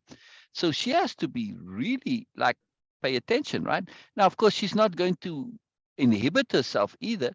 She's got to be appropriate, but inappropriate in multiple contexts. Yeah. So she's got to be who she is, because her mandate is to show what the new nobility are. Very particular phrasing, to show what the new nobility are. So part of this is that careful crafting of conversing as a mastered skill. Absolutely. Or mistress skill. Yes, we tried not to. I call it wizarding. I don't like the mastered word, but anyway. I was struck by the phrase, they see too much. Yes, that's a very deliberate phrase in there. Sure. Does that relate to you? Problems coming from seeing too much. I'll bet you anything this is an issue for Elizabeth. I know it's an issue, or has been, was in the past, for Bina. Seeing too much. Yes. Seeing too much, feeling too much. Exactly. Yeah. Exactly. When we see too much, cut a lot of it off. Exactly. Especially when we don't yet know how to process it. Until we start to understand moreness, we see it as lessness, and it's stressful. It makes us sad and all this stuff, right? But this is a big deal, right? So they see too much. That implying, Elizabeth says, there's a delay in how options for discussion become available. Yes, exactly. And so timing and waiting for things to come from outside, as has been established in chapter 2 with Shah. Remember the thing that Shah remembered when she was overwhelmed by the machine, and it said, come on, what were you thinking? And she stepped back and she said, what am I missing? She remembered something she had been taught. She's an aspirant in the school of new nobility. right? So she'd been taught this, that when there's overwhelm, you step back. When it's too much, you step back. When you don't know, you step Mm-hmm. back. You let things come. You make those pauses, you make those gaps. Skill, skill, absolutely yes. Profound skill, accomplished skill. Yes, yes. So Well, very see, cool that's what comment Ursula's there. doing. Very cool. Yeah, Ursula's Yes. doing that right now. Ursula She's and taking, Biella both are doing it. yeah, Exactly, exactly. yes. He's kind of like standing across the room, eyeballing the whole situation. So, Exactly. yeah. So this is what makes Ursula different to the typical delegate, who's, the average delegate is simply a politician, right? But Ursula is a politician with a difference. Yes, she is technically a politician, right? That's her occupation back on her world. She's done a lot of other things too. We'll discover later. But she's there. But there's more. There is more, right? I mean, just that pacing and that willingness to step back and let things come. This is already sets her apart. So Lisa, let's get to Lisa says a whole bunch of things here. In Lisa's humble opinion, yes, we can both be in the world and not of it. Yes. Wow. What a beautiful statement there. See profoundness.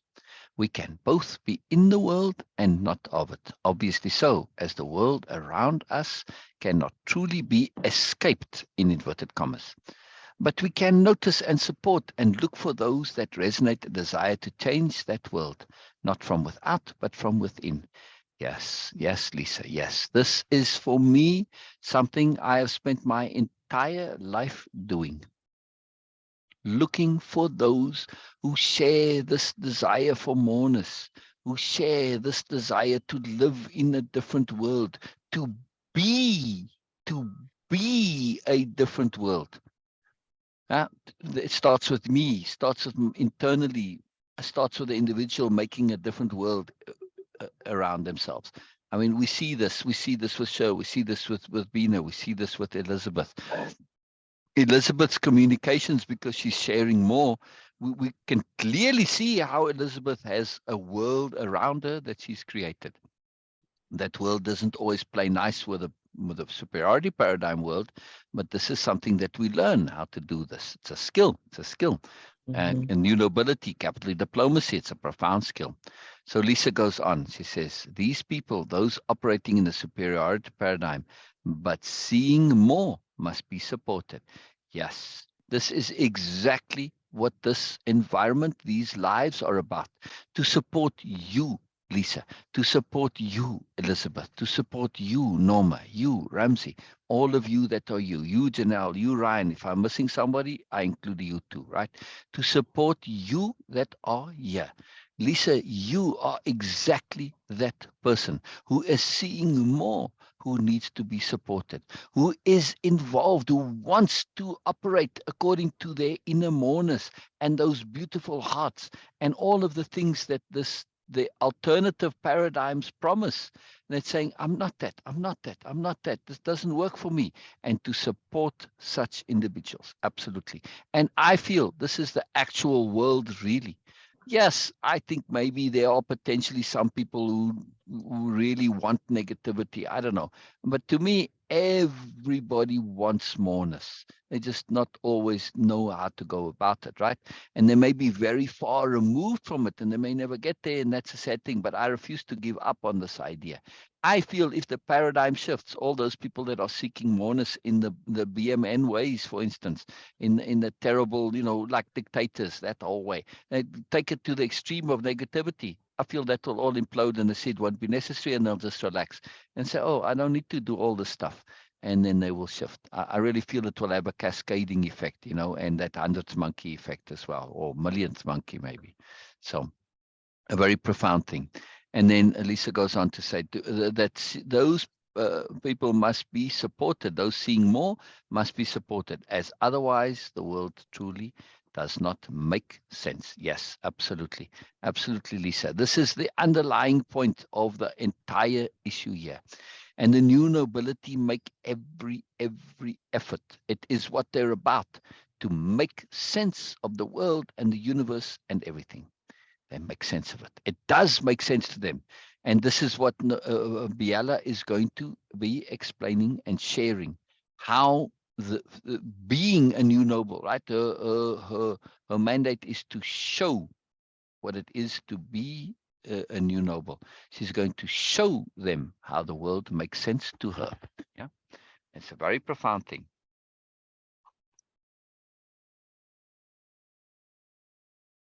These people, Elizabeth Entrusted, is really appreciating your comments, Lisa, as I am. Yes, incredible, exactly. These people exist in all walls of life. I assume that might mean walks of life, but I love that the autocorrect said walls, unless you specifically meant walls, because I think walls is more appropriate than walks, because they tend to be enclosed off bubbles. Right? So they're walled in other words, right? They're walled in by themselves because they have to be as a protective mechanism, even in politics and religion and business. Yes, absolutely. Absolutely. They're everywhere. They're everywhere. Absolutely. The system only changes from within as well. Absolutely. Absolutely. This changing the system from within, the entire gift of doubt story has that as a motivation behind it. Change from within. Change from within. It is a topic that is going to come up as we go through the story. Change from within. Yeah, it is a very, very, very powerful thing. And the seeds of change from within have been planted within Ursula. So Ursula is in a situation like many of the delegates of worldview, not necessarily collapse just yet, but worldview press, because this cannot be helped. And of course, being delegates, they already a little bit prepared for having their worldviews pressed on a bit, because they know the new nobility are very, very different, but they didn't quite imagine exactly how different, right? So they get pushed a little bit in this. All right, I was expecting more, and some can't handle it, as we'll also see. Janelle says, timing is allowing the external to align with the internal. Another fantastic quote there. Timing is allowing the external to align, and I would make that a capital A, align, to align with the internal. This takes keen patience, yes, capital P, patience, and inner clarity, capital C, clarity, yes. This creates a profound shift in how we view ourselves and our perception of how we see our reality. What a fantastic, fantastic comment there from Janelle. Yes. Again, when I say fantastic, this isn't to grade it. This is just, man, this is connecting and resonating. It's not better or worse. It's just, that really touches me. Somebody else's comment may be not touching me, doesn't make it any more or less profound. And the point of these comments is not to say who can make the most profoundness. That's superiority paradigm. It is to share what's in your heart. Yeah? Whether it's profound to me or not is totally irrelevant. It's to share what's in your heart. Yeah, sure. Yeah. I just want to hear from you, Bina. Bina.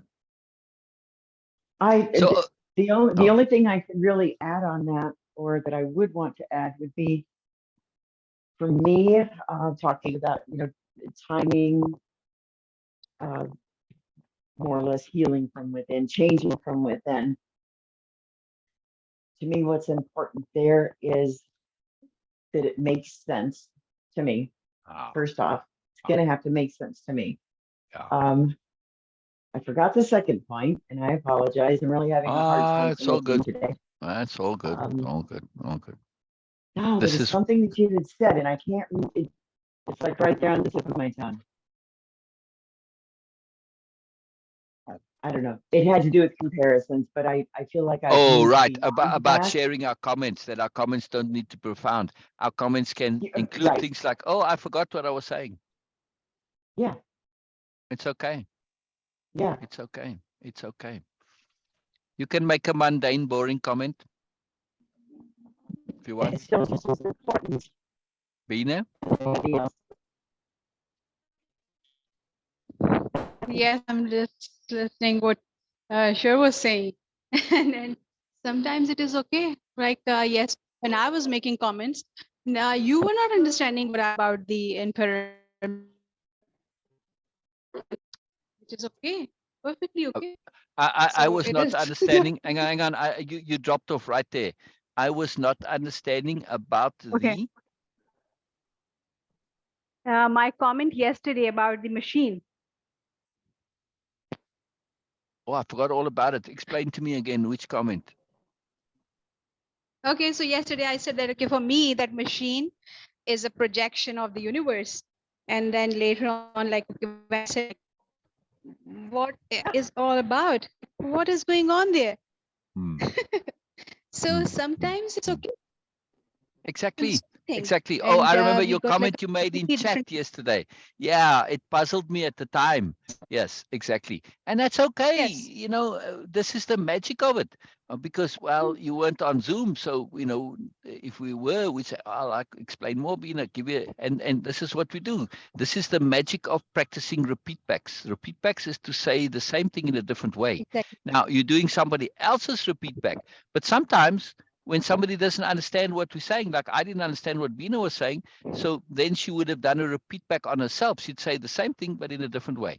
I still don't understand. She says in a third way, a fourth way, a fifth way. And each time, sometimes more comes and then more clarity comes. Yeah. So it's very cool. It's very cool. Very, very cool. We also understand our own thing.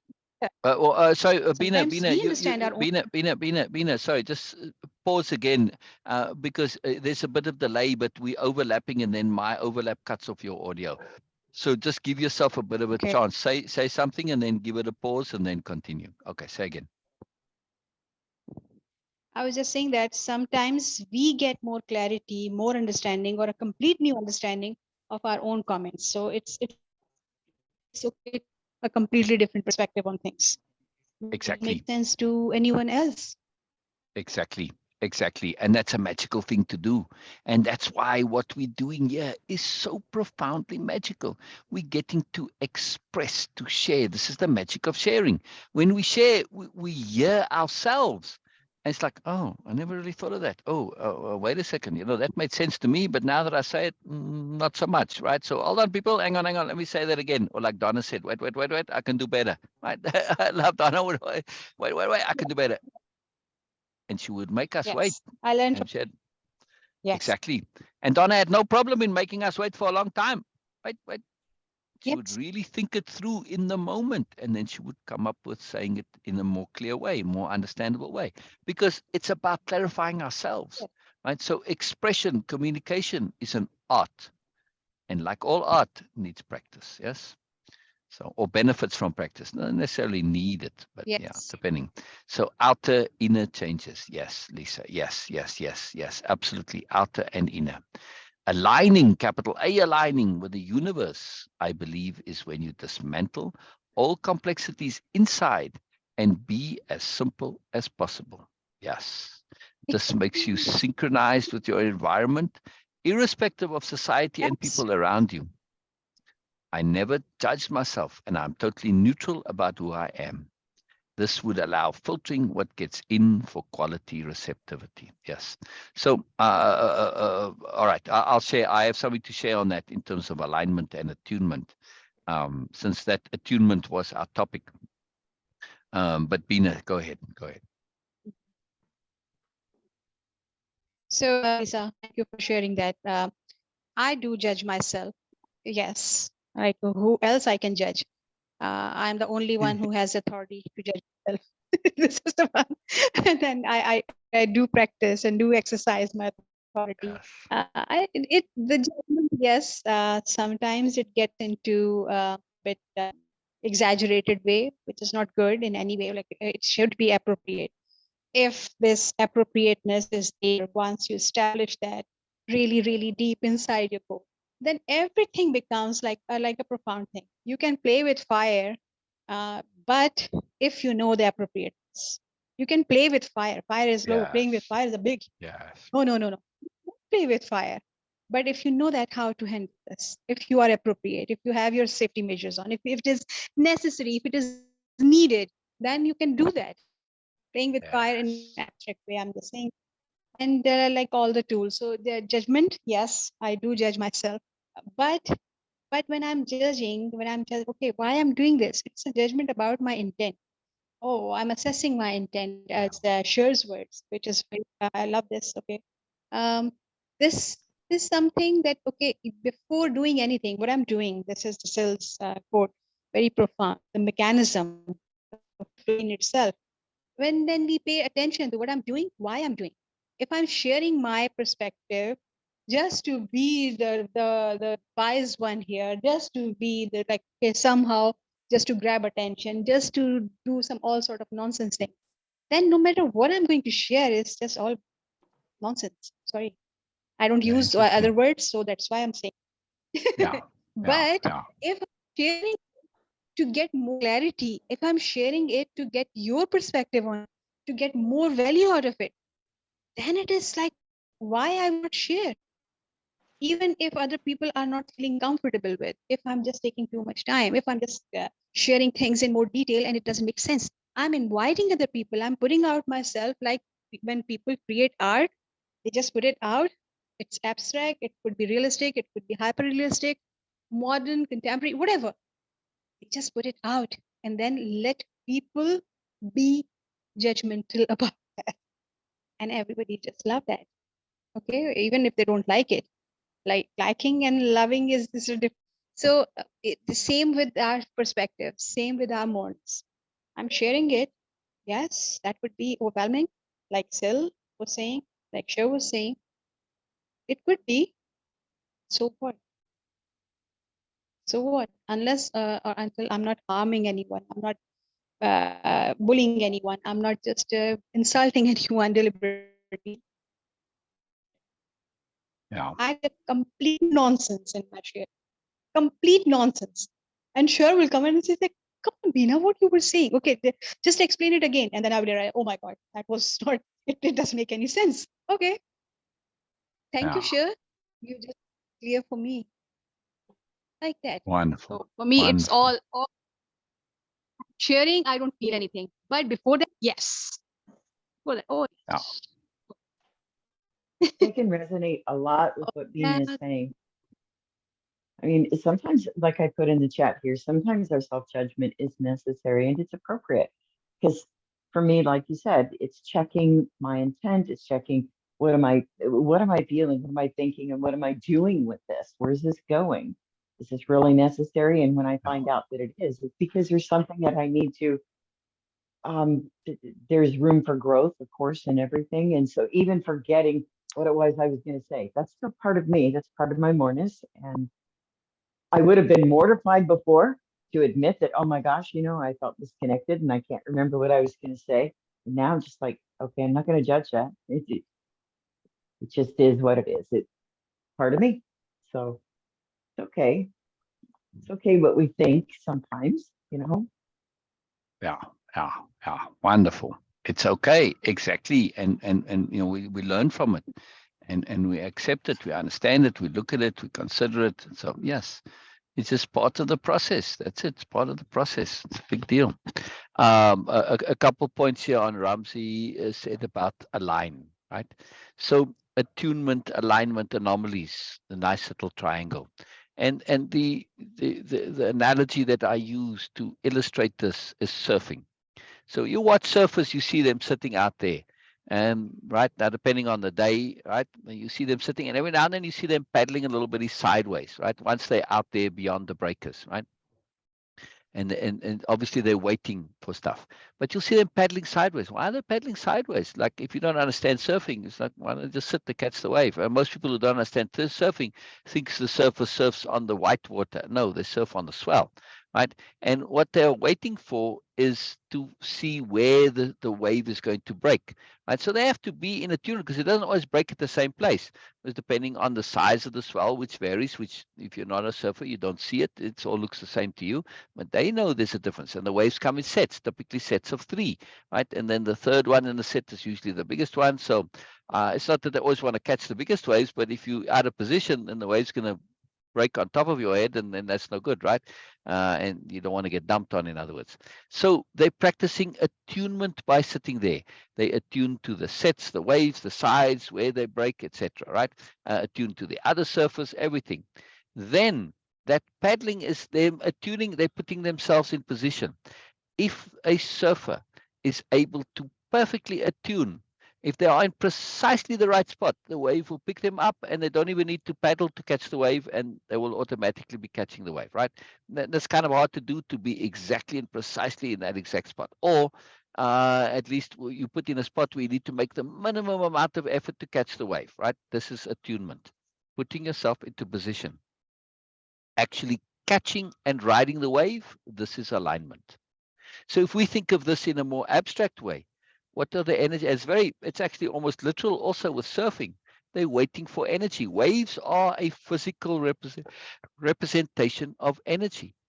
And the surfer is aligning themselves, attuning themselves with energy, right? In order to align themselves to be able to use that energy, to benefit from that energy, to ride, to catch and ride those waves. This is alignment. So it's very, very key here to understand this and be aware that there's a difference between attunement and alignment. Attunement is putting yourself in position. Alignment is the actual doing the application.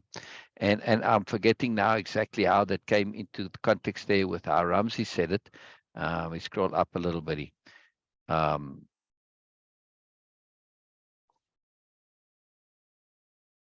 Oh, so many aligning with the universe is, yes, when you dismantle all the complexities inside and be as simple as possible. Exactly.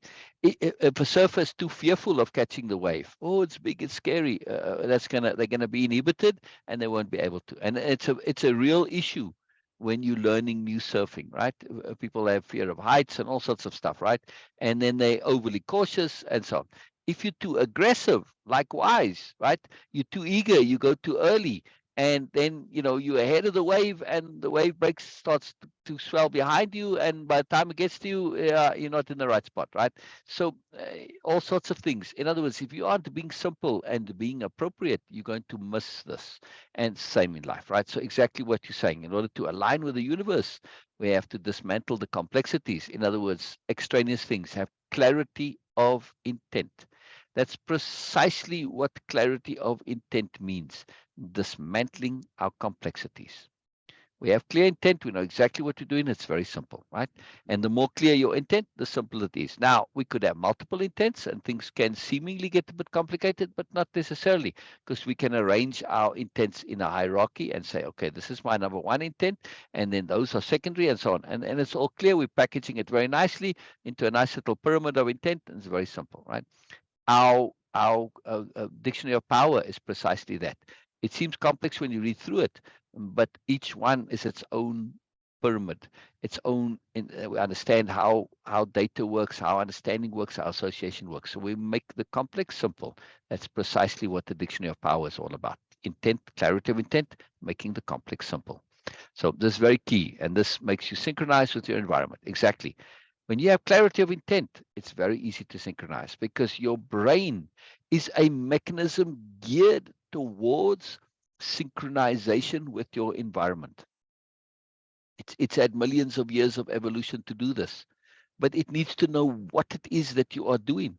Am I hunting, or am I being a survivor? Am I learning? Am I growing? What am I doing? Right? All of those depend how, or at least my interaction with the environment depends on what I'm trying to do. Right? If I'm hunting, I'm looking for food. Now my brain is searching for, okay, here berries, here nuts, here tubers, whatever. If I'm looking to survive, well, to hell with the berries and the nuts and the tubers. I can't stop and pick those up because I'm going to get eaten. See? So now I'm looking for safety, protection, whatever. Right? See, our brains are this appropriate mechanism, but appropriate relative to what it is we are doing.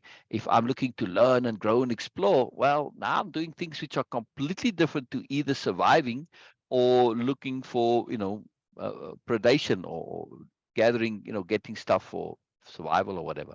Right? So different behaviors result from different intents. And also what we notice in our environment. If I'm in threat mode, I'm trying to escape, I'm looking to survive, I see caves and hollows and things to hide in, and maybe things to use to defend myself. Whereas if I'm in food mode looking for berries, I don't see the caves necessarily or whatever. It's like, yeah, no, but they don't jump out at me, right? So clarity of intent, it is a filtration mechanism for making us connect to our environment, right? So there's a deep logic to this. So knowing what we're doing is very, very critical. It's a huge deal. That's why Way of Impeccability, Module 1, Session 1, clarity of intent. And the subheading is focus of purpose. Focus of purpose. Not just having purpose, but focus of purpose. If we have a purpose and it's not focused, it's kind of all over the show. Yeah, then we just kind of bounce around like a ball in a pinball machine. No good. No, need to focus on purpose, right? So Ryan says, my takeaway from what I hear, capital H here, is the new rule of law, capital L law, is all based on appropriateness. Yes, I'm going to read the rest of your comment in a second. But yes, so I want to screen share real quick. So yes, this is exactly accurate, Ryan. On Nobelia, where's my file here? On Nobelia, I'm explain what I'm showing here. On Nobelia, they have the entire law consists of one word, appropriateness. That's it. So when you come there, whatever you do, you know that it's to be appropriate, which of course is terrible for criminals. You have no idea what it means. So you can't break the rules because you don't know what they are. And this is devastating for criminals. Devastating. Because they could say, look, we can't prove you did this, but we read your intent. We just believe that you, a squirrely person, you're not acting on the up and up. We don't care if we have proof or not. We feel it's appropriate to say, nope, off you go, bye. Or put you in trouble or whatever, right? So you're taking a big risk there. And that does happen occasionally, right? In such a system, what could happen, let's put it that way. So what I wanted to say is in these supplemental works, right, we see all of these are the additional works which support the entire universe framework of the whole Biella series, right? And one of them somewhere in here is about the law of the new nobility. And then they export this law somewhat to the agglomeration. Now, in the agglomeration, because that law obviously on Nobelia works like a charm. I see there's a whole bunch of things here, and I don't know where it is now. There's all lots of them here, right? So and this is what this whole file is. This is the Biella series quotes. It's a huge file. It's got tons of stuff in. It's all the stuff that's in the book, in the story. It's where that attribution is. It's all attributed to these different things here. So anyway, this is it needs to be done more still. If we go back up, see, not all the quotes are attributed. They need to be attributed to either the people or to the different works, right? Anyway, so in this law is taken a little bit in the agglomeration. They don't quite have it as extreme. They have some laws, but because not everybody's acting on this prime ethics of the new nobility, so there is a need for a more usual law. But just as an interesting point there, it's also based on appropriateness. And the law there, like our law system here and pretty much all over the world, is based on the adversarial system, right? Which is pure superiority paradigm, right? You take sides and you try to win your case. Now, winning doesn't necessarily mean you're getting to the truth. It just means I succeeded in making a case that makes my side believable and your side not. Does that mean it's the truth? No. All right, I got my client off and I managed to convince them that he was innocent when actually he's guilty. Well, good for me. And this is accepted. But in the agglomeration, and the new nobility helped to set this up. In the agglomeration, the legal system says, no, nope, nope, nope, sorry, we're going to have none of this. You're an attorney and you work for the agglomeration. That's it, right? And when you work for the truth.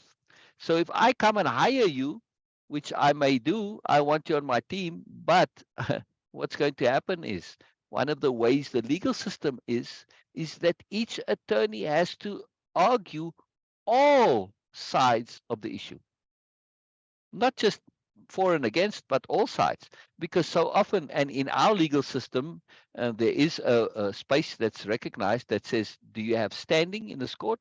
And do you have, I forget, there's a legal word for it, but in other words, do you have an interest in this, right? Which may not be for or against, but a third party point. So as a lawyer in the agglomeration, you have to argue not only for, against, but sideways, backwards, additional points. You have to order all of them. And if you don't make a good case for all of them, the judge will hold you in contempt and there's no fine. You just go to jail. End of story. That's it. So you run a real risk if you don't argue a side thoroughly. You end up in jail. No appeal, no nothing. Judge's discretion. So if you're being slack, if you're being indulgent, if you're not giving it full stick. So when I hire you as an attorney, if you're the best one out there, I'm also hiring you to give the best argument against me or for a third party, which may not be. So this changes this whole system of money coming into it. For instance, okay, I want this because, but now the agenda is truth. If I really want the truth, I hire the best attorney because they're going to make the best effort at getting the truth. And those who don't want to get off, well, they hire, but that's not going to help them either. So you don't get this point where you can win on a technicality or win because you got better attorneys and the prosecutors are overworked and all this nonsense. No, uh, all attorneys are both prosecutors, attorneys, advocates, additional extra points, extra understanding. And it's a very profound system. I have it written out somewhere and going into detail about it. I don't want to elaborate too much on this, but it's a cool point that you bring up. And then you went on to say, may not actually have any written rules, perhaps. Correct. Exactly. On Nobelia, there's no written rules. And I saw this when I was in the military, right? I served conscription for 2 years. So I had a great time because I knew the rules and I knew how to slip between them. I didn't necessarily break the rules, but I knew how to use the rules to my advantage. Yes. And this was quite tremendous. Yes. So this helped me a lot in that. And I saw later when I had businesses and I had employees, the more rules you had, the more they knew exactly how to break those rules. So I didn't. And the squirrely employees that were up to no good, wanted to take advantage of the situation and whatever, they hated this fact that there were no rules. They asked for them, which was fascinating to me. Betraying, of course, where they were at. They didn't like this rule of appropriateness. They couldn't stand it. It really bothered them. It bugged them big time. It was very fascinating. Things just naturally work themselves out. Interesting concept to ponder. Yes, and like I said, Ryan, I've given this much, much thought, and I have it all written out. Not only the legal system of Nobelia, and there's some instances that show it and how it works, in the courts of conscience and all sorts of stuff, but also in the agglomeration where it's, the agglomeration is kind of closer to our world, but where the paradigm has shifted. It's still a little bit of the old, but it has shifted. So it's like our world as we would kind of like it to be in a realistic way, is the agglomeration. Whereas the new nobility is like the extreme, right? I mean, this is it's an extreme situation. Janelle says appropriate judgment, correct. And when we bring in appropriate judgment, we get things like appropriate intolerance, and we can have inappropriate tolerance. We so conditioned to believe that tolerance is always appropriate. No, sometimes it isn't, you know.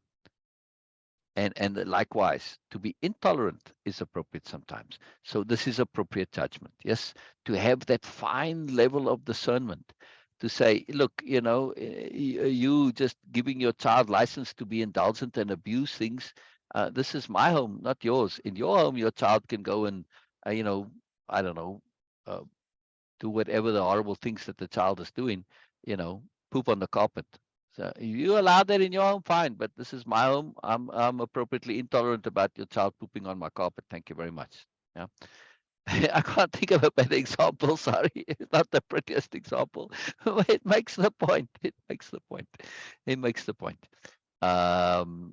More comments. Bina, if you can read the comments, I'd love you to read the comments. I don't know if you can or not. Ramsey says, when you deal with people with superiority complexes in a simple, unengaging way, you let them feel how useless they are. Such people feed on tension relations. Yes, and I'm cautious of this because at least we'll see with the new nobility. They see this as a way of doing things, but if you're gonna, it's still superiority paradigm logic, though, to make them feel useless. They are going to make those people feel useful and totally make their uselessness and their superiority paradigm logic become not a factor and not valuable. And we're going to see this come with Ursula later. Ursula is going to articulate this in a really profound way. So Ursula becomes a major, major character later on, exactly with this kind of logic. So, the superiority paradigm is slightly different to a superiority complex in the traditional sense of the way. So, yeah, it's dicey though, Ramsey, but yes, it is a way of dealing with it, but it has many drawbacks because you can easily turn such a person into an enemy when they weren't necessarily. And now you got to deal with that whole superiority paradigm thing. So the new nobility looked at this in a very detailed way and say, is there a better way of dealing with this? And this is where capital diplomacy comes in, and queuing, and benefit of the doubt and receptivity, and all of these complex and sophisticated, they're not necessarily complex, but sophisticated understandings come from, which develop into actual mechanisms, tools of usage, and also strategy. Yeah. So a little bit in the conference we saw this, how they leveraged in a sophisticated way, they leveraged the superiority paradigm. Yeah. Because that was at the time in that conference, it was running there. They understood it, right? Like, for instance, leveraging the sarcasm. Yes. It's not part of their world. It's not part of Nobelia. Sarcasm is like, hell no, sorry, this is just out of the question, right? It just would never happen. This is no point to it. It's the lowest form of wit and all of this. It's laziness, and it's really just a disguise for superiority.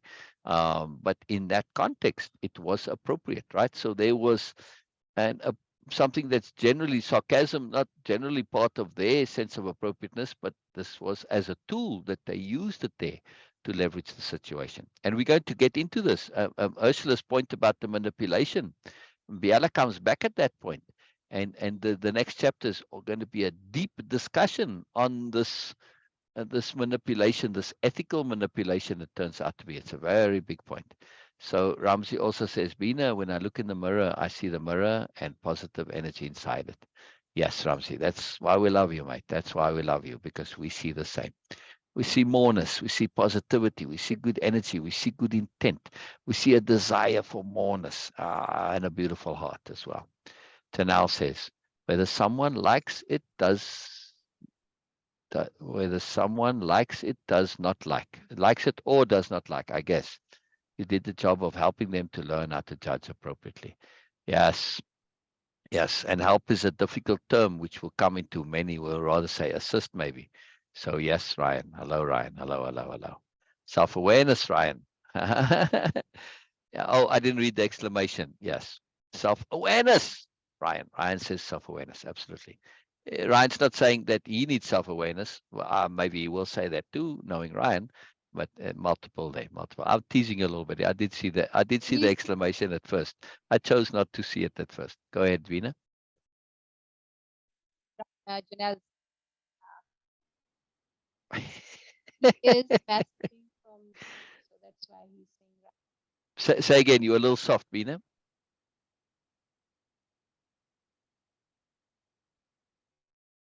That Ryan is making comments from Janelle's account. That's Yes. why. Yes. Yes. Yes. And Janelle is saying, and maybe it's you're not the sheep, Ryan. Yeah, you aren't. You aren't. You aren't. I was having fun with the words there. Maybe it's not you, EWE. Very good. Very good. I love that. I love that. Yes. Yes. Maybe it's not you. Yeah, you're not a sheep. Nope. Nope. Nope. You're not sheep. You're not sheep. Elizabeth says, I also noticed the motivation of exasperation when out of ideas allows touching the new and unconventional, yet obvious choice. Exactly. Exactly. Exactly. Now, had they allowed this to run in the usual thing, the conference, which was to establish a name for this new association, right, of planets, the agglomeration.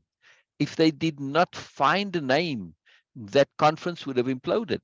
And now there's a consequence to it, because there's no name, there's no joining of the planets. There's no entity of greater planets. They're all just these individual things, simply because a name couldn't be found. So what a petty reason for a profound moreness not to come about. But this is unfortunately how things sometimes work, right?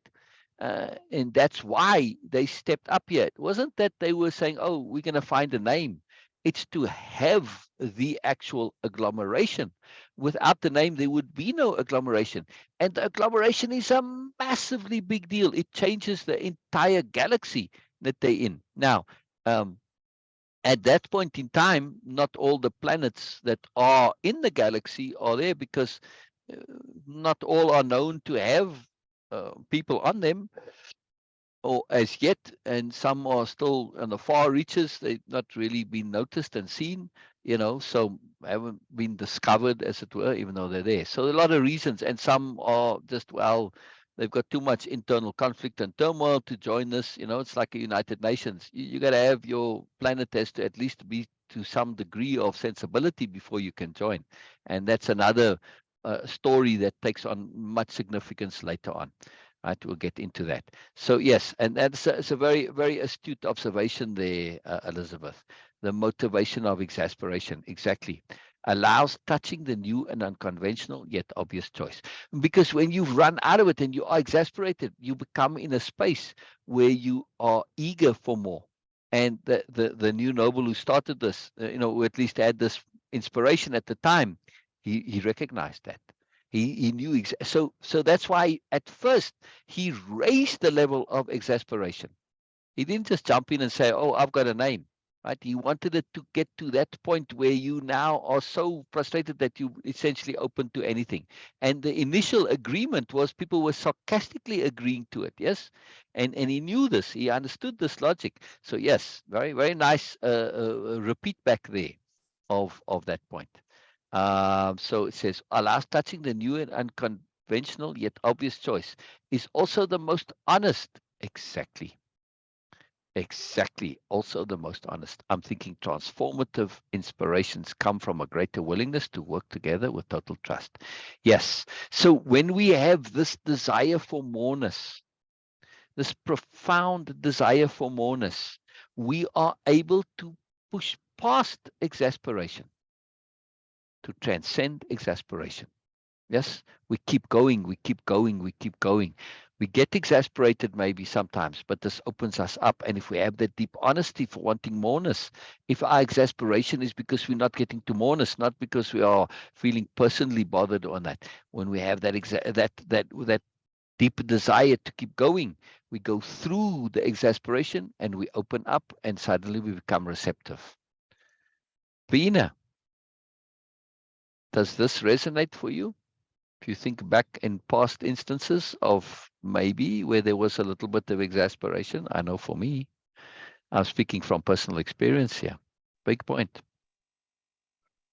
Definitely. Say again? Definitely. Yes. Yes. Yes. Yes. Ryan says Native Americans had no written language or law. Yes. Yes. Many societies, have, and we only know about the superiority paradigm societies. But there are societies that operate on a very different model and frequency, right? They do exist. I mean, there's one particular, I'm trying to remember their name now. It starts with an S, where the morning starts off with people sharing their dreams. It's a culture that essentially revolves around dreams and the importance of dreams. And when if you look up lucid dreaming or aware dreaming, this is it, right? So that's where people became aware of it first. But this is an entirely different culture. But we don't know about it because the superiority paradigm, they only glorify those that were dominant. So you just hear about military cultures, conquest cultures, all of this stuff, right? I mean, in the superiority paradigm, conquest is a positive word.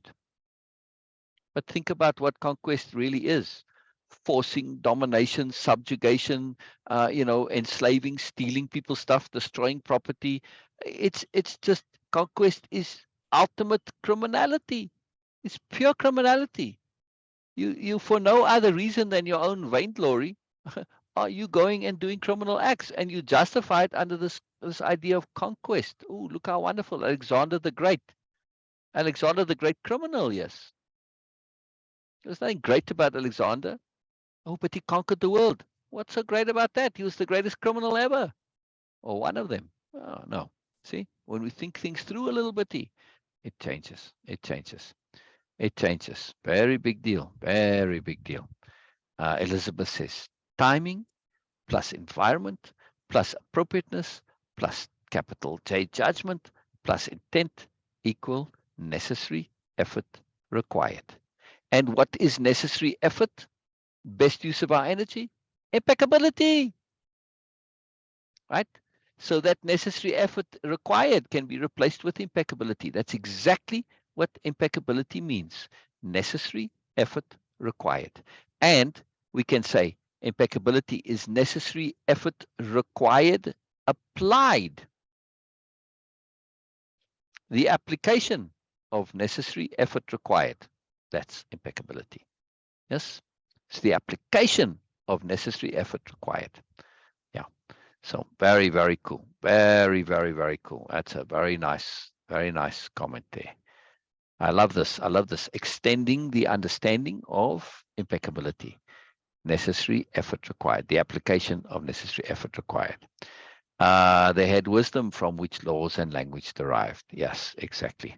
Exactly. And when we understand this from a different paradigm point of view, we can say, hey, we're going to go a bit further.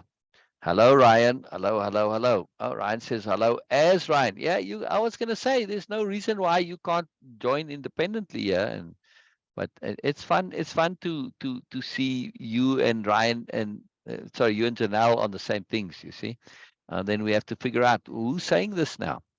So, is it Janayan or Ryanel? We don't know.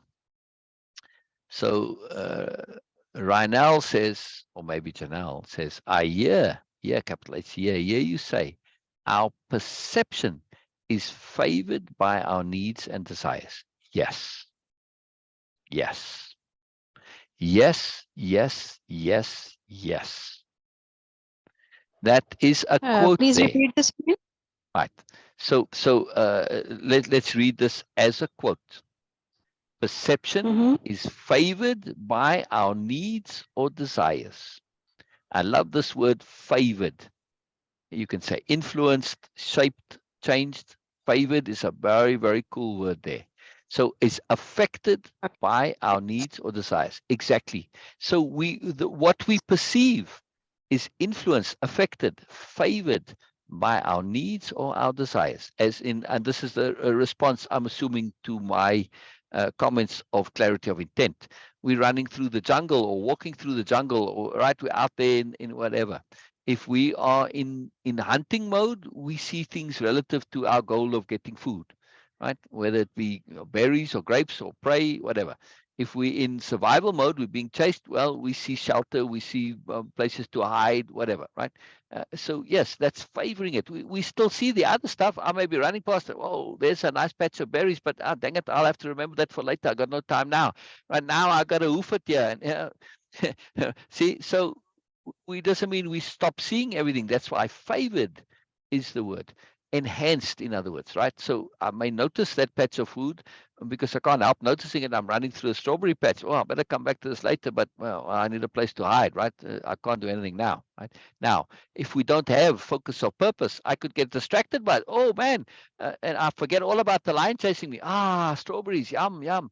And the next thing, the lion is going, yum, yum, strawberry flavored human. Right? All right. To be fair, giving the lions some credit, lions don't typically hunt people, by the way, but all right. Without clarity of intent or without focus of purpose, this can lead to frustration. Yes. Yes. Yes. Yes, exactly. Because if we don't have, now we suddenly have no focus of purpose, no clarity of intent, and we get everything coming at us and we get a bit overwhelmed. And nothing is really helping us because it's not connected because we don't know what we're doing. So we have a lot of information, but we can't do anything else because, well, what does it apply to? Yeah. So we lead to frustration. Yeah. But with a slight shift of clarity and purpose, our filters allow us to capital R receive. Yes, exactly, Elizabeth. Exactly. It is clarity of intent isn't just merely a nice idea. It is a tool that makes our lives easier. It is a profound tool. It is a profound tool for making our lives easier and simpler and more effective, more strategic, more useful, more valuable, everything. It changes everything. It changes our relationship with life itself. And it leads, clarity of intent leads to that focus of purpose. When we have a focus of purpose, we now start to live deliberately. So we not only are more efficient and more effective, but we have more enjoyment. When we do things deliberately, man, there's a power to this, right? So we're enhancing the way we enjoy life as well. Not only being more effective and efficient, but the enjoyment of life in itself, right? Everything. And it's not just about accomplishment. We tend to think to be efficient and effective comes to things like pure joy. Yeah, if I'm not able to use my energy efficiently and I'm just going and I'm lying in the meadow out there enjoying the world, right? At that point, if I'm worried about this, worried about that, that's not an efficient and effective usage of my energy, right? And it's going to severely degrade my experience. See, so when we talk about effectiveness and efficiency, this isn't just about productivity. That's how they normally were used. No, this is in the greater context. Yes, it applies to things like our joy, our appreciation, our ability to absorb, our ability to be open, to be receptive. You put capital R, receive, to be receptive. Yeah. So it applies in the moreness of things and connecting to moreness. Very profound thing. Very, very profound. Huge, huge, huge, huge, huge. Very, very big deal. Bina, please share. Please share, Bina. Wow, what a wonderful discussion we've had here. I didn't even realize the time was going so fast. Wow, wow, wow, wow, Yes, wow, wow. but breaking for me, sir. So that's why, sorry. So it's a delay and the breaking. So I was Yeah, struggling to hear, but it's all right. definitely so. It's all right, Bina. Elizabeth says, how does clarity and focus work together with openness? Elizabeth, can you hold this question till tomorrow? Please. How does clarity and focus work together with openness? This is the whole point of receptivity. Yes, receptivity, capital O, openness, same thing, right? It enhances it. It's a tool. But I want to go into this tomorrow in the live tomorrow at 10 o'clock PST. 2 hours later than we start today. Sunday we start earlier, and on the weekdays when we do the go over and we go through the tasks and exercises and we reread the story with a capital R reading, where we pause and stop and discuss whatever comes up, right? And we really get into each individual nuanced point. Like right now we were doing overview discussion, and I love it. I mean, what a fantastic discussion this is, right? And so much moreness to come, and so much profoundness. So it's not that I don't want to respond to your question, Elizabeth. It's just a very powerful point. And I think that this is where we can continue tomorrow, and we'll have a continuity. And I love that continuity and that connectedness. Yeah, is that all right, Elizabeth? Unless it's something pressing on you now, I don't mind. I'll do this all day, no problem. But I'd love to carry it over if it's okay. If it's okay. And while you're responding to that, I want to say thank you, thank you, thank you, thank you, Ryan, thank you, Janelle, thank you, Norma, thank you, well, to you, Elizabeth, thank you, Sher, thank you, Ramsey. Ramsey, I'm scrolling. Did I miss somebody? Did I? Lisa. See, Lisa. See, Lisa. So in my mind, yeah. Lisa, man, you're just what you brought and what you shared. I just love it. It's so much moreness, so much more. You can't get enough of moreness. It's so profound. It's so profound. It's really a big deal. It's really a big deal. It's very big deal. By the way, Feel free to click the love button there or like. It does help spread this to others. I'm not really that wildly motivated to do it, but just from a point of impeccability, I feel if I'm going to share something which I feel is valuable, okay, I'm happy to put it out. So the more you share it, the more it gets shown on others' news feed by eBay, by Facebook, right? And also feel free to share these to your timeline. You're more than welcome to share it. A lot of people are always reluctant to share these. No, please, the more you share it, the more Facebook says, oh, this must be important, this must be valuable, because people are sharing it. And then they show it to more people. Mostly when you make a post or do something like this, Facebook will show it to 1% of your friends, 1%. Yeah. So just because you make a post and nobody responds to it, don't take it personally. The 1% may have, and that's only showing it in their feed, right? You may be scrolling and you scroll past it because you're in a hurry. You may not even notice it there, right? So when we do share things and we like and we comment, it makes it more valuable to Facebook, and they will then show it to more, right? So that's a way to really, the sharing is the most powerful of that. And then then comes commenting, and then comes loves, and then comes likes. So this is a big deal. So please feel free to share. Please free to share. You're more than welcome and to share it on your timelines, right? It's a big deal. It's a big deal, and I love that. So Elizabeth says, of course, yes. Just adding to the comment, yes, yes. I love it. I love it. I mean, your question does add. It does add a lot, and it opens up that door. Love switching to the sharing paradigm. More is a more or a more. Exactly. Exactly. Love, love, love. Exactly. I love that. More is a more. You see that quote there, Bina, from Ryan? Ryan says, more is a No, more or a more. yes, Amour is yes. love in French, Beautiful. right? Yes. Yes. Fantastic. Fantastic. And we love this. And it's a more. And look, this whole thing is all on the A plus philosophy, I call it. Why? Because the A terms just happen to be appropriateness, awareness, attunement, anomalies, alignment, application. I can go on. There's lots of them, right? So many of the core terms in our dictionary of power happened to be A terms. So I called it the A plus philosophy because, well, it's Moreness A plus. I don't know, you get an A plus. All right. So I love this multiple meanings into things. So like a new university, a new, right? A new. A new is different to a new. Right? Anyway, so and then anu comes from there. All right, a lot, sorry, but this is totally in keeping with that. So more is a more or a more. Exactly. It's anus with more together. Yes, yes. Appropriateness, awesomeness. Yes. Yeah. Appreciation, adventure. Love it, love it, love it. Yes, Ryan, I do love it, love it, love it. So again, I will add many of these comments. I'll add it to the end of the chapter, right? As bonus content, repeat backs, takeaways, it adds tremendously. And I keep emphasizing this. It was in this, Biella said, the culture is a living culture, right? They share things. It's an oral culture. She didn't quite mention it there yet because that's kind of a radical idea. But this is a big deal. So it's a living culture. It grows, right? It's not me and my ideas. They get added to all the time, right? They get added to it all the time. It's a very profound thing. So on that note, I shall see you guys tomorrow, if possible, hopefully.